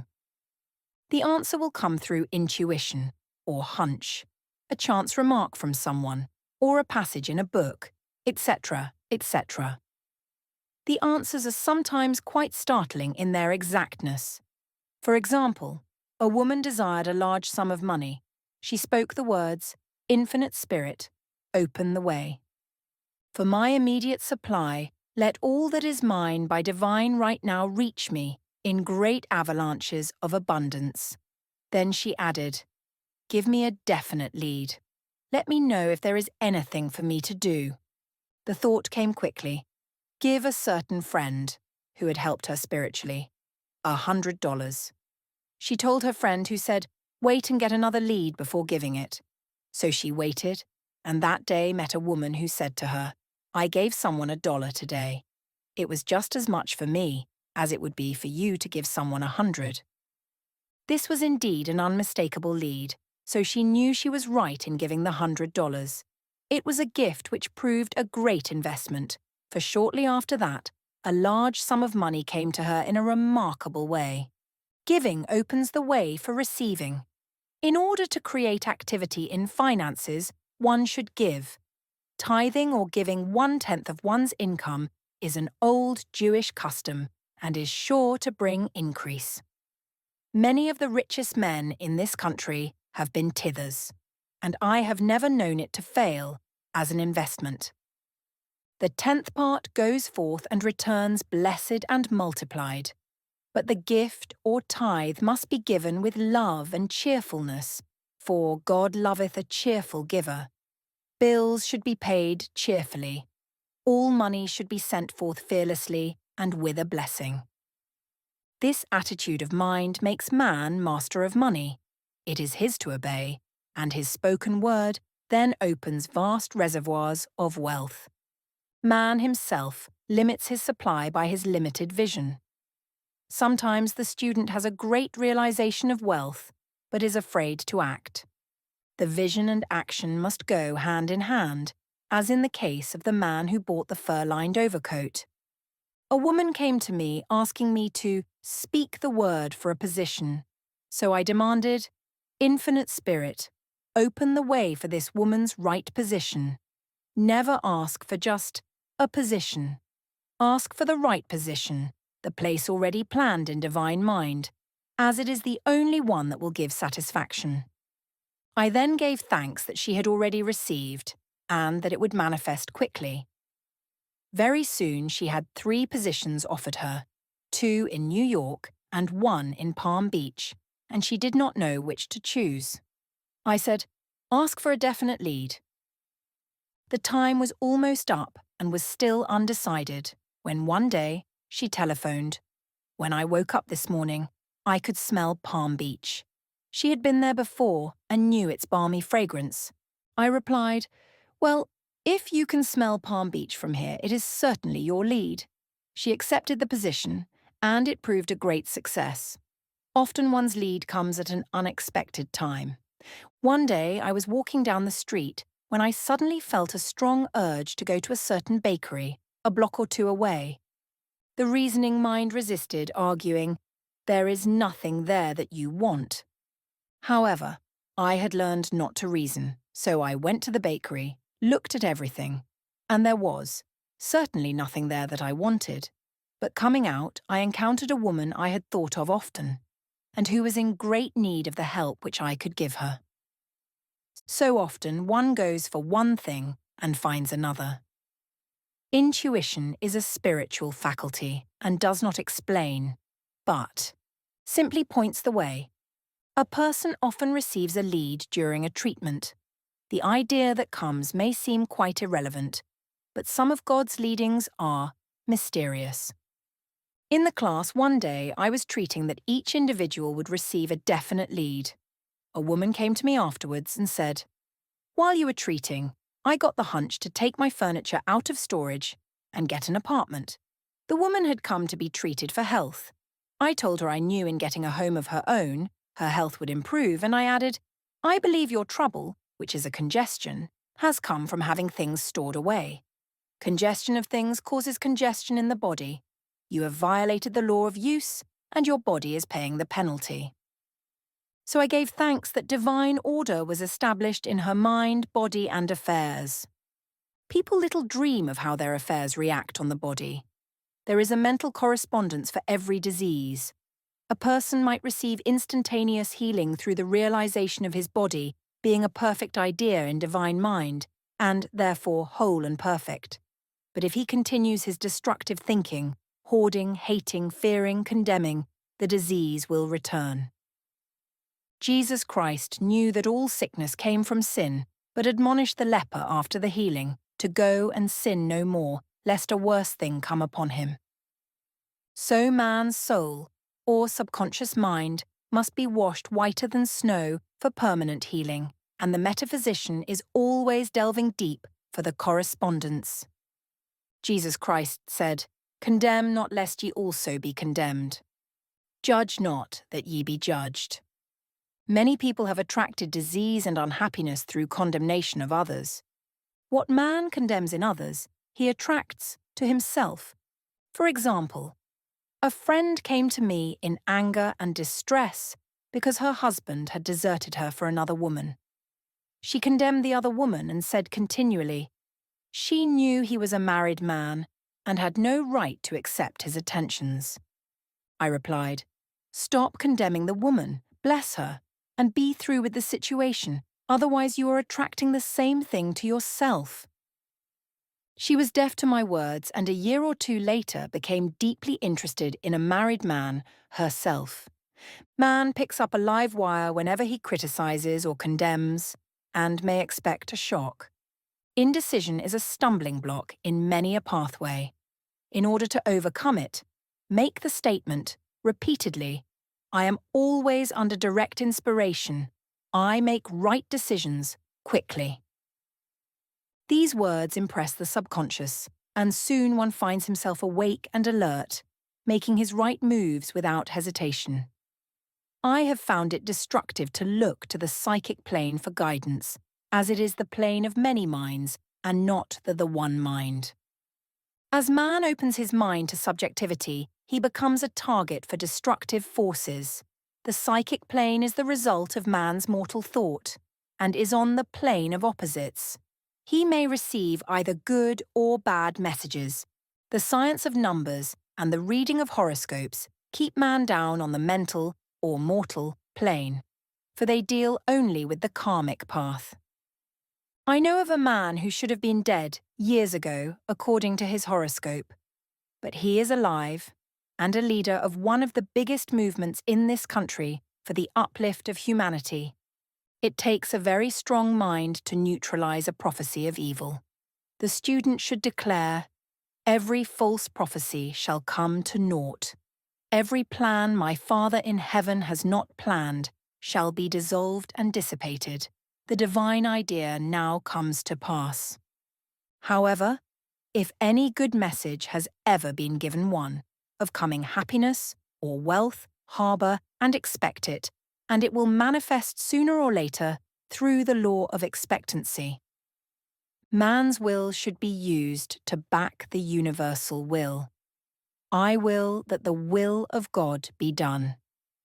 It is God's will to give every man every righteous desire of his heart, and man's will should be used to hold the perfect vision, without wavering. The prodigal son said, "I will arise and go to my father." It is indeed often an effort of the will to leave the husks and swine of mortal thinking. It is so much easier for the average person to have fear than faith, so faith is an effort of the will. As man becomes spiritually awakened, he recognizes that any external inharmony is the correspondence of mental inharmony. If he stumbles or falls, he may know he is stumbling or falling in consciousness. One day, a student was walking along the street condemning someone in her thoughts. She was saying mentally, "That woman is the most disagreeable woman on earth," when suddenly 3 Boy Scouts rushed around the corner and almost knocked her over. She did not condemn the Boy Scouts, but immediately called on the law of forgiveness and saluted the divinity in the woman. Wisdom's way are ways of pleasantness, and all her paths are peace. When one has made his demands upon the universal, he must be ready for surprises. Everything may seem to be going wrong, when in reality, it is going right. For example, a woman was told that there was no loss in divine mind. Therefore, she could not lose anything which belonged to her. Anything lost would be returned, or she would receive its equivalent. Several years previously, she had lost $2,000. She had loaned the money to a relative during her lifetime, but the relative had died, leaving no mention of it in her will. The woman was resentful and angry, and as she had no written statement of the transaction, she never received the money, so she determined to deny the loss and collect the $2,000 from the Bank of the Universal. She had to begin by forgiving the woman, as resentment and unforgiveness closed the doors of this wonderful bank. She made this statement, "I deny loss. There is no loss in divine mind. Therefore, I cannot lose the $2,000 which belong to me by divine right." As one door shuts, another door opens. She was living in an apartment house which was for sale, and in the lease was a clause stating that if the house was sold, the tenants would be required to move out within 90 days. Suddenly the landlord broke the leases and raised the rent. Again, injustice was on her pathway, but this time she was undisturbed. She blessed the landlord and said, "As the rent has been raised, it means that I'll be that much richer, for God is my supply." New leases were made out for the advanced rent, but by some divine mistake, the 90 days clause had been forgotten. Soon after, the landlord had an opportunity to sell the house. On account of the mistake in the new leases, the tenants held possession for another year. The agent offered each tenant $200 if he would vacate. Several families moved, 3 remained, including the woman. A month or 2 passed, and the agent again appeared. This time he said to the woman, "Will you break your lease for the sum of $1,500? It flashed upon her, "Here comes the $2,000. She remembered having said to friends in the house, "We will all act together if anything more is said about leaving." So her lead was to consult her friends.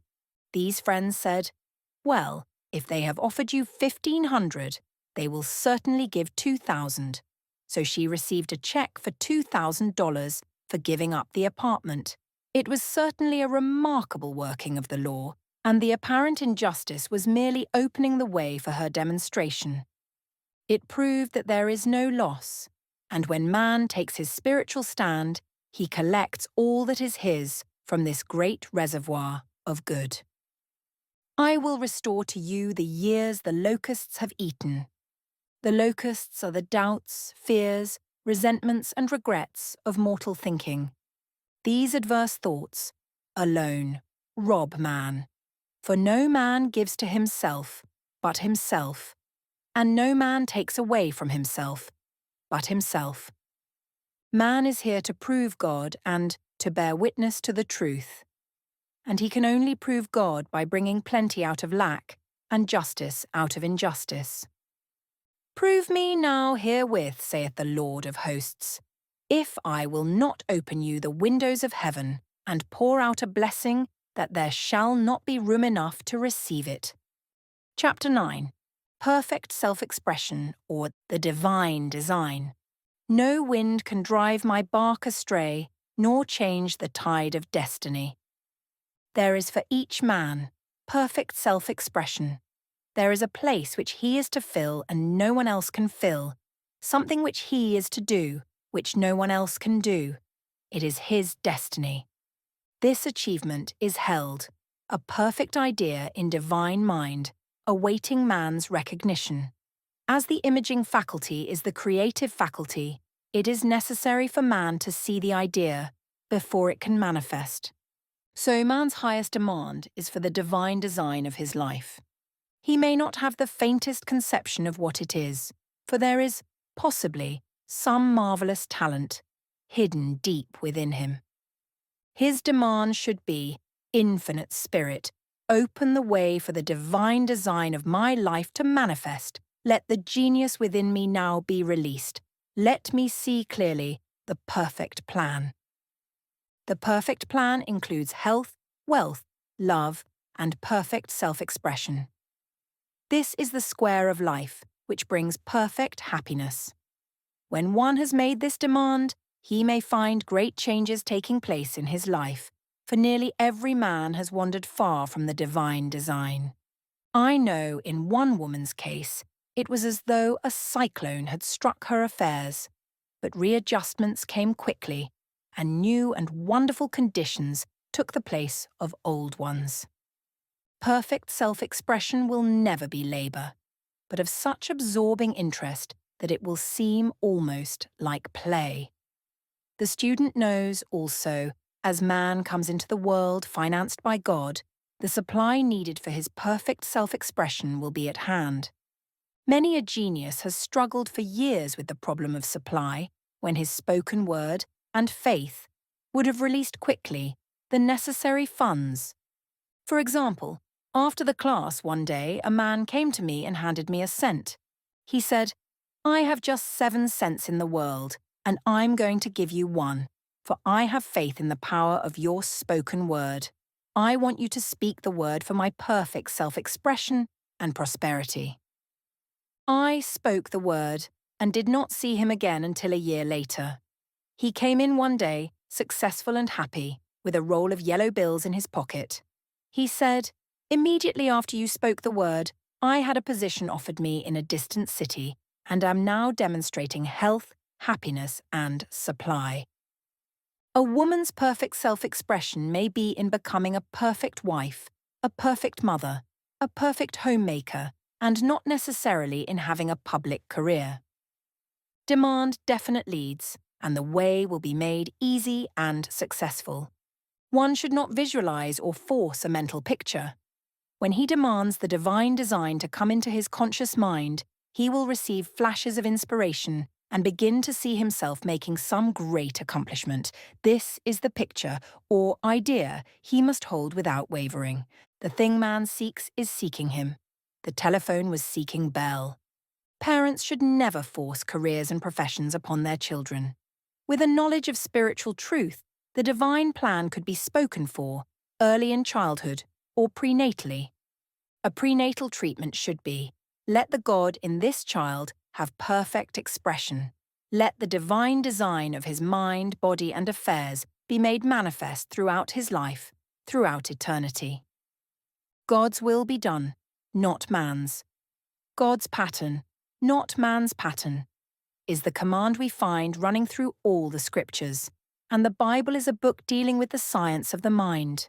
It is a book telling man how to release his soul, or subconscious mind, from bondage. The battles described are pictures of man waging war against mortal thoughts. A man's foes shall be they of his own household. Every man is Jehoshaphat, and every man is David, who slays Goliath, mortal thinking, with the little white stone, faith. So man must be careful that he is not the wicked and slothful servant who buried his talent. There is a terrible penalty to be paid for not using one's ability. Often fear stands between man and his perfect self-expression. Stage fright has hampered many a genius. This may be overcome by the spoken word or treatment.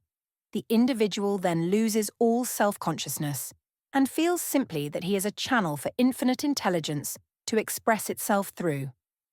He is under direct inspiration, fearless and confident, for he feels that it is the Father within him who does the work. A young boy came often to my class with his mother. He asked me to speak the word for his coming examinations at school. I told him to make the statement, "I am one with infinite intelligence. I know everything I should know on this subject." He had an excellent knowledge of history, but was not sure of his arithmetic. I saw him afterwards, and he said, "I spoke the word for my arithmetic and passed with the highest honours, but thought I could depend on myself for history and got a very poor mark." Man often receives a setback when he is too sure of himself, which means he is trusting to his personality and not the Father within. Another one of my students gave me an example of this. She took an extended trip abroad one summer, visiting many countries where she was ignorant of the languages. She was calling for guidance and protection every minute, and her affairs went smoothly and miraculously. Her luggage was never delayed nor lost. Accommodations were always ready for her at the best hotels, and she had perfect service wherever she went. She returned to New York. Knowing the language, she felt God was no longer necessary, so looked after her affairs in an ordinary manner. Everything went wrong, her trunks delayed, amid inharmony and confusion. The student must form the habit of practicing the presence of God every minute. In all thy ways acknowledge him. Nothing is too small or too great. Sometimes, an insignificant incident may be the turning point in a man's life. Robert Fulton, watching some boiling water simmering in a tea kettle, saw a steamboat. I have seen a student often keep back his demonstration through resistance or pointing the way. He pins his faith to one channel only and dictates just the way he desires the manifestation to come, which brings things to a standstill. My way, not your way, is the command of infinite intelligence. Like all power, be it steam or electricity, it must have a non-resistant engine or instrument to work through, and man is that engine or instrument. Over and over again, man is told to stand still. O Judah, fear not. But tomorrow go out against them, for the Lord will be with you. You shall not need to fight this battle. Set yourselves, stand ye still, and see the salvation of the Lord with you. We see this in the incident of the $2,000 coming to the woman through the landlord when she became non-resistant and undisturbed, and the woman won the man's love after all suffering had ceased. The student's goal is poise. Poise is power, for it gives God power a chance to rush through man, to will and to do its good pleasure. Poised, he thinks clearly, and makes right decisions quickly. He never misses a trick. Anger blurs the visions, poisons the blood, is the root of many diseases, and causes wrong decision leading to failure. It has been named one of the worst sins, as its reaction is so harmful. The student learns that in metaphysics, sin has a much broader meaning than in the old teaching. Whatsoever is not of faith is sin. He finds that fear and worry are deadly sins. They are inverted faith, and through distorted mental pictures, bring to pass the thing he fears. His work is to drive out these enemies from the subconscious mind. When man is fearless, he is finished. Maeterlinck says that man is God afraid. So, as we read in the previous chapters, man can only vanquish fear by walking up to the thing he is afraid of. When Jehoshaphat and his army prepared to meet the enemy, singing "Praise the Lord, for his mercy endureth forever," they found their enemies had destroyed each other, and there was nothing to fight. For example, a woman asked a friend to deliver a message to another friend. The woman feared to give the message, as the reasoning mind said, "Don't get mixed up in this affair, don't give that message." She was troubled in spirit, for she had given her promise. At last, she determined to walk up to the lion and call on the law of divine protection. She met the friend to whom she was to deliver the message. She opened her mouth to speak it when her friend said, "So-and-so has left town." This made it unnecessary to give the message, as the situation depended upon the person being in town. As she was willing to do it, she was not obliged to. As she did not fear, the situation vanished. The student often delays his demonstration through a belief in incompletion. He should make this statement: "In divine mind there is only completion. Therefore my demonstration is completed. My perfect work, my perfect home, my perfect health." Whatever he demands are perfect ideas registered in divine mind and must manifest under grace in a perfect way. He gives thanks he has already received on the invisible and makes active preparation for receiving on the visible. One of my students was in need of a financial demonstration. She came to me and asked why it was not completed. I replied, "Perhaps you are in the habit of leaving things unfinished, and the subconscious has gotten into the habit of not completing. As the without, so the within." She said, "You are right." I often begin things and never finish them. I'll go home and finish something I commenced weeks ago, and I know it will be symbolic of my demonstration. So she sewed assiduously, and the article was soon completed. Shortly after, the money came in a most curious manner. Her husband was paid his salary twice that month. He told the people of their mistake, and they sent word to keep it. When man asks, believing, he must receive, for God creates his own channels. I have been sometimes asked, suppose one has several talents, how is he to know which one to choose? Demand to be shown definitely, say, "Infinite Spirit, give me a definite lead, reveal to me my perfect self-expression, show me which talent I am to make use of now." I have known people to suddenly enter a new line of work and be fully equipped with little or no training. So make the statement, "I am fully equipped for the divine plan of my life," and be fearless in grasping opportunities. Some people are cheerful givers but bad receivers. They refuse gifts through pride or some negative reason, thereby blocking their channels, and invariably find themselves eventually with little or nothing. For example, a woman who had given away a great deal of money had a gift offered her of several $1,000s. She refused to take it, saying she did not need it. Shortly after that, her finances were tied up, and she found herself in debt for that amount. Man should receive gracefully the bread returning to him upon the water.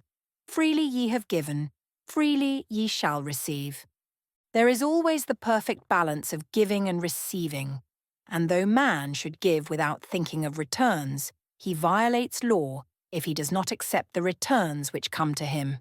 For all gifts are from God, man being merely the channel. A thought of lack should never be held over the giver. For example, when the man gave me the 1 cent, I did not say, "Poor man, he cannot afford to give me that." I saw him rich and prosperous, with his supply pouring in.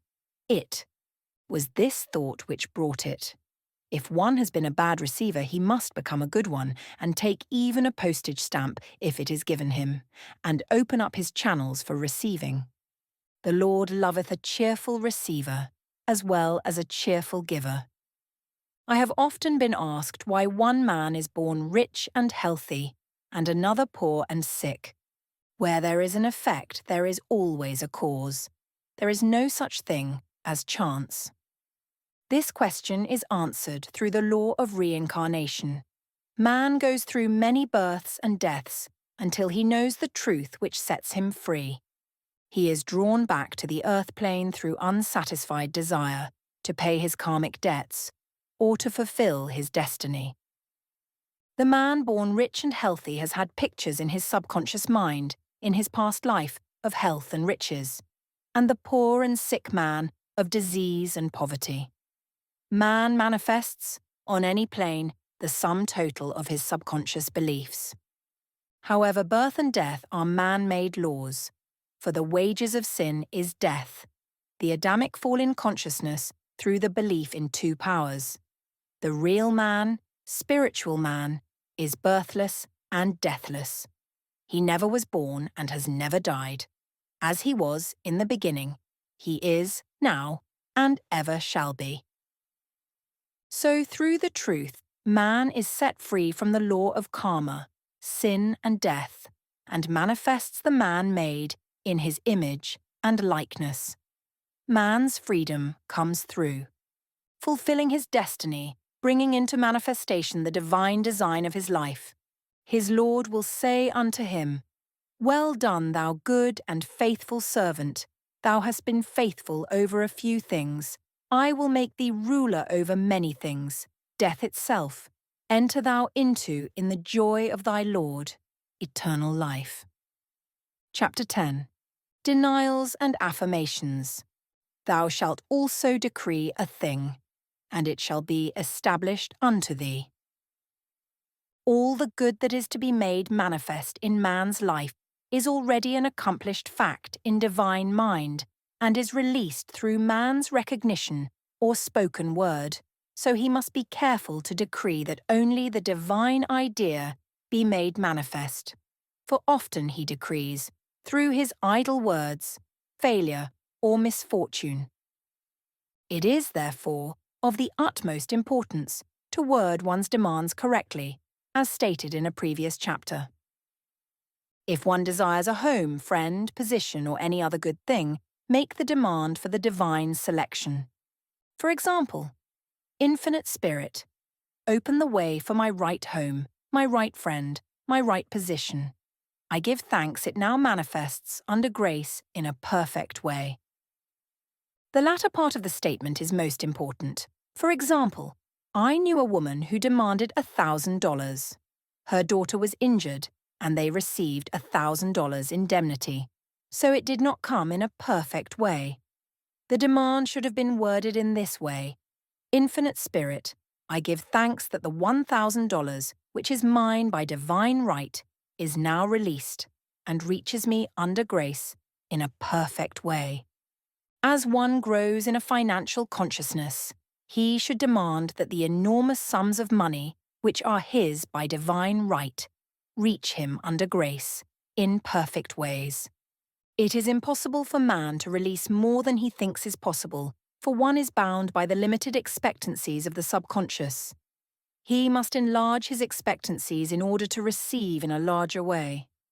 Man so often limits himself in his demands. For example, a student made the demand for $600 by a certain date. He did receive it, but heard afterwards that he came very near receiving $1,000, but he was given just $600 as the result of his spoken word. They limited the Holy One of Israel. Wealth is a matter of consciousness. The French have a legend giving an example of this. A poor man was walking along a road when he met a traveller who stopped him and said, "My good friend, I see you are poor. Take this gold nugget, sell it, and you will be rich all your days." The man was overjoyed at his good fortune and took the nugget home. He immediately found work and became so prosperous that he did not sell the nugget. Years passed, and he became a very rich man. One day he met a poor man on the road.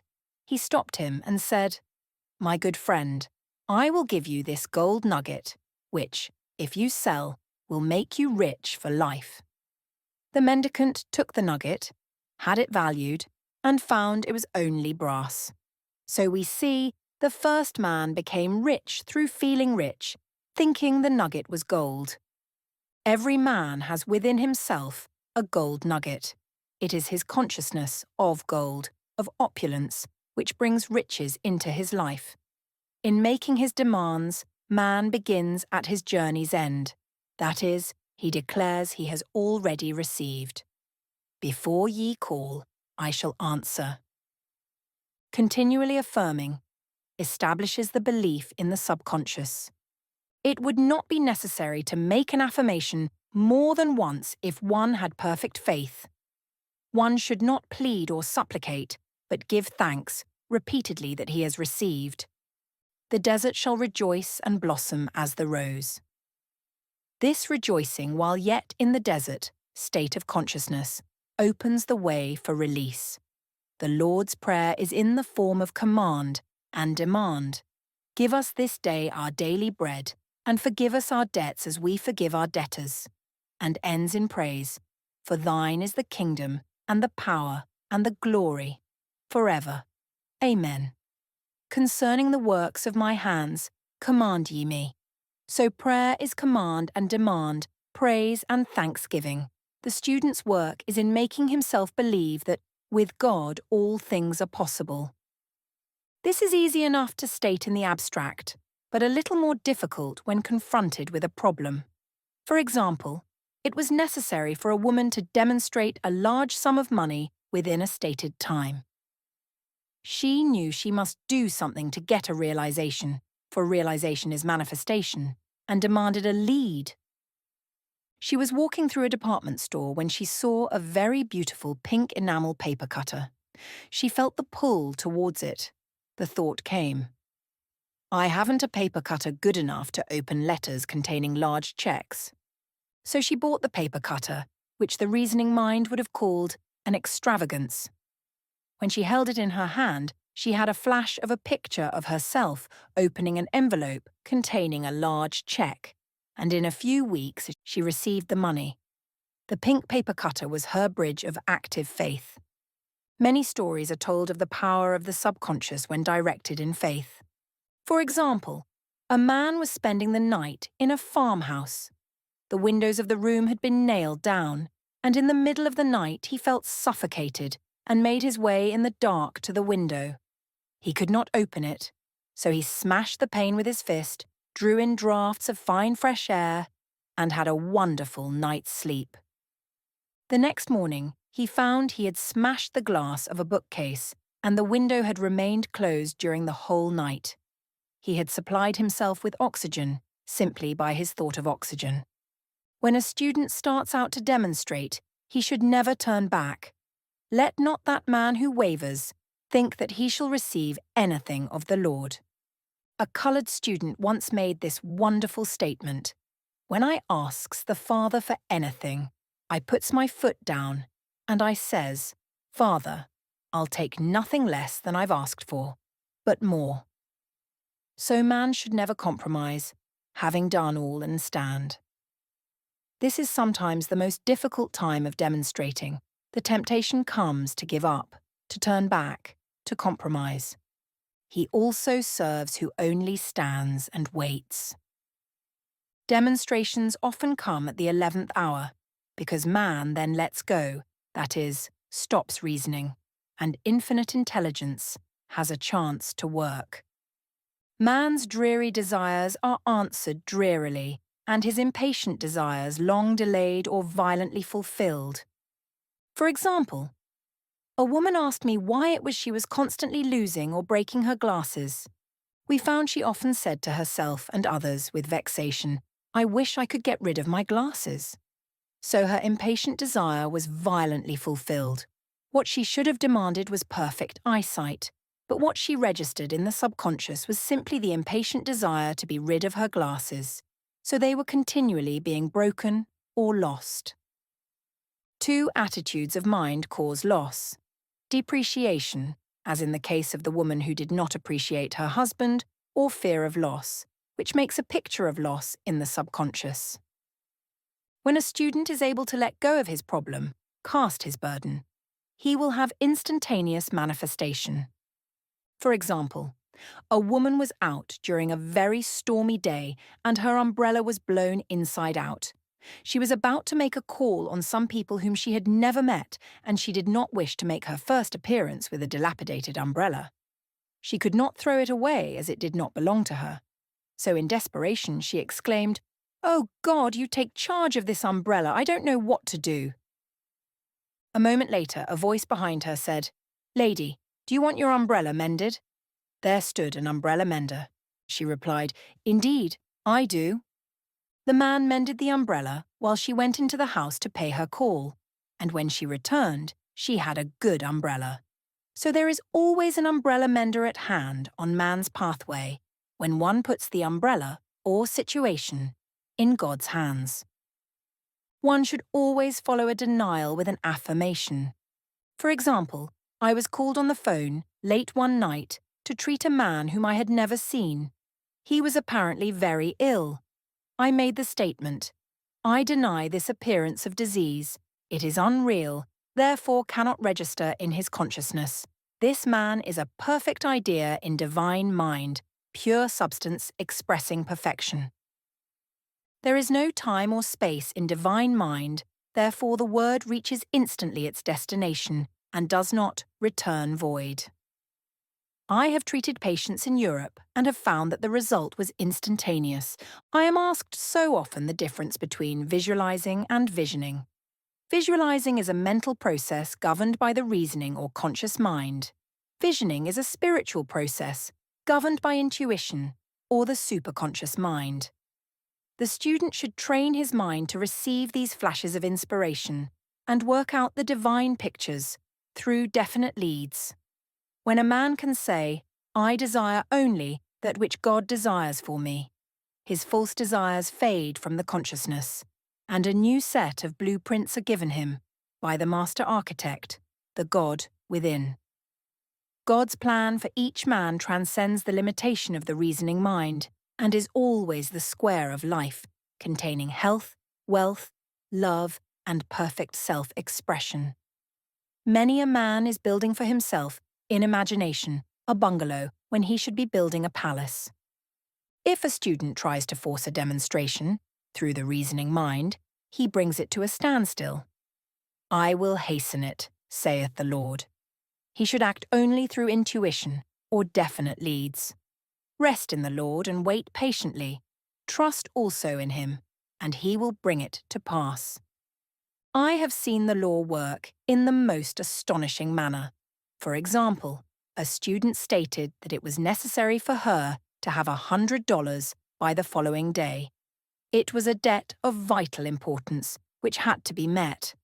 I spoke the word declaring Spirit was never too late and that the supply was at hand. That evening she phoned me of the miracle. She said that the thought came to her to go to her safety deposit box at the bank to examine some papers. She looked over the papers, and at the bottom of the box was a new $100 bill. She was astounded and said she knew she had never put it there, for she had gone through the papers many times. It may have been a materialization, as Jesus Christ materialized the loaves and fishes. Man will reach the stage where his word is made flesh, or materialized, instantly. The fields ripe with the harvest will manifest immediately, as in all of the miracles of Jesus Christ. There is a tremendous power alone in the name Jesus Christ. It stands for truth made manifest. He said, "Whatsoever ye ask the Father, in my name, he will give it to you." The power of this name raises the student into the fourth dimension, where he is freed from all astral and psychic influences, and he becomes unconditioned and absolute, as God himself is unconditioned and absolute. I have seen many healings accomplished by using the words, "in the name of Jesus Christ." Christ was both person and principle, and the Christ within each man is his Redeemer and salvation. The Christ within is his own fourth-dimensional self, the man made in God's image and likeness. This is the self which has never failed, never known sickness or sorrow, was never born, and has never died. It is the resurrection and the life of each man. "No man cometh to the Father save by the Son" means that God, the universal, working on the plane of the particular, becomes the Christ in man. And the Holy Ghost means God in action. So daily, man is manifesting the Trinity of Father, Son, and Holy Ghost. Man should make an art of thinking. The master thinker is an artist, and is careful to paint only the divine designs upon the canvas of his mind, and he paints these pictures with masterly strokes of power and decision, having perfect faith that there is no power to mar their perfection, and that they shall manifest in his life the ideal made real. All power is given man, through right thinking, to bring his heaven upon his earth, and this is the goal of the game of life. The simple rules of fearless faith, non-resistance, and love. May each reader be now freed from that thing which has held him in bondage through the ages, standing between him and his own, and know the truth which makes him free, free to fulfill his destiny, to bring into manifestation the divine design of his life, health, wealth, love, and perfect self-expression. Be ye transformed by the renewing of your mind.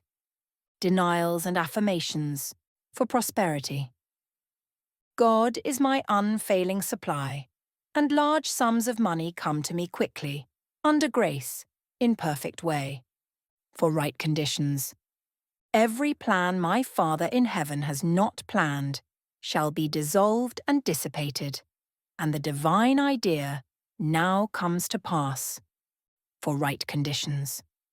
Only that which is true of God is true of me, for I and the Father are one.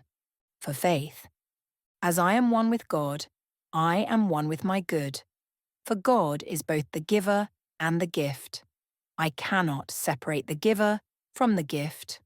For right conditions.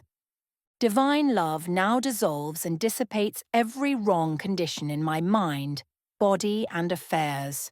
Divine love is the most powerful chemical in the universe and dissolves everything which is not of itself. For health. Divine love floods my consciousness with health, and every cell in my body is filled with light. For the eyesight. My eyes are God's eyes. I see with the eyes of spirit. I see clearly the open way. There are no obstacles on my pathway. I see clearly the perfect plan. For guidance. I am divinely sensitive to my intuitive leads and give instant obedience to thy will. For the hearing. My ears are God's ears. I hear with the ears of spirit. I am non-resistant and am willing to be led. I hear glad tidings of great joy. For right work. I have a perfect work. In a perfect way, I give perfect service. For perfect pay. For freedom from all bondage. I cast this burden on the Christ within, and I go free.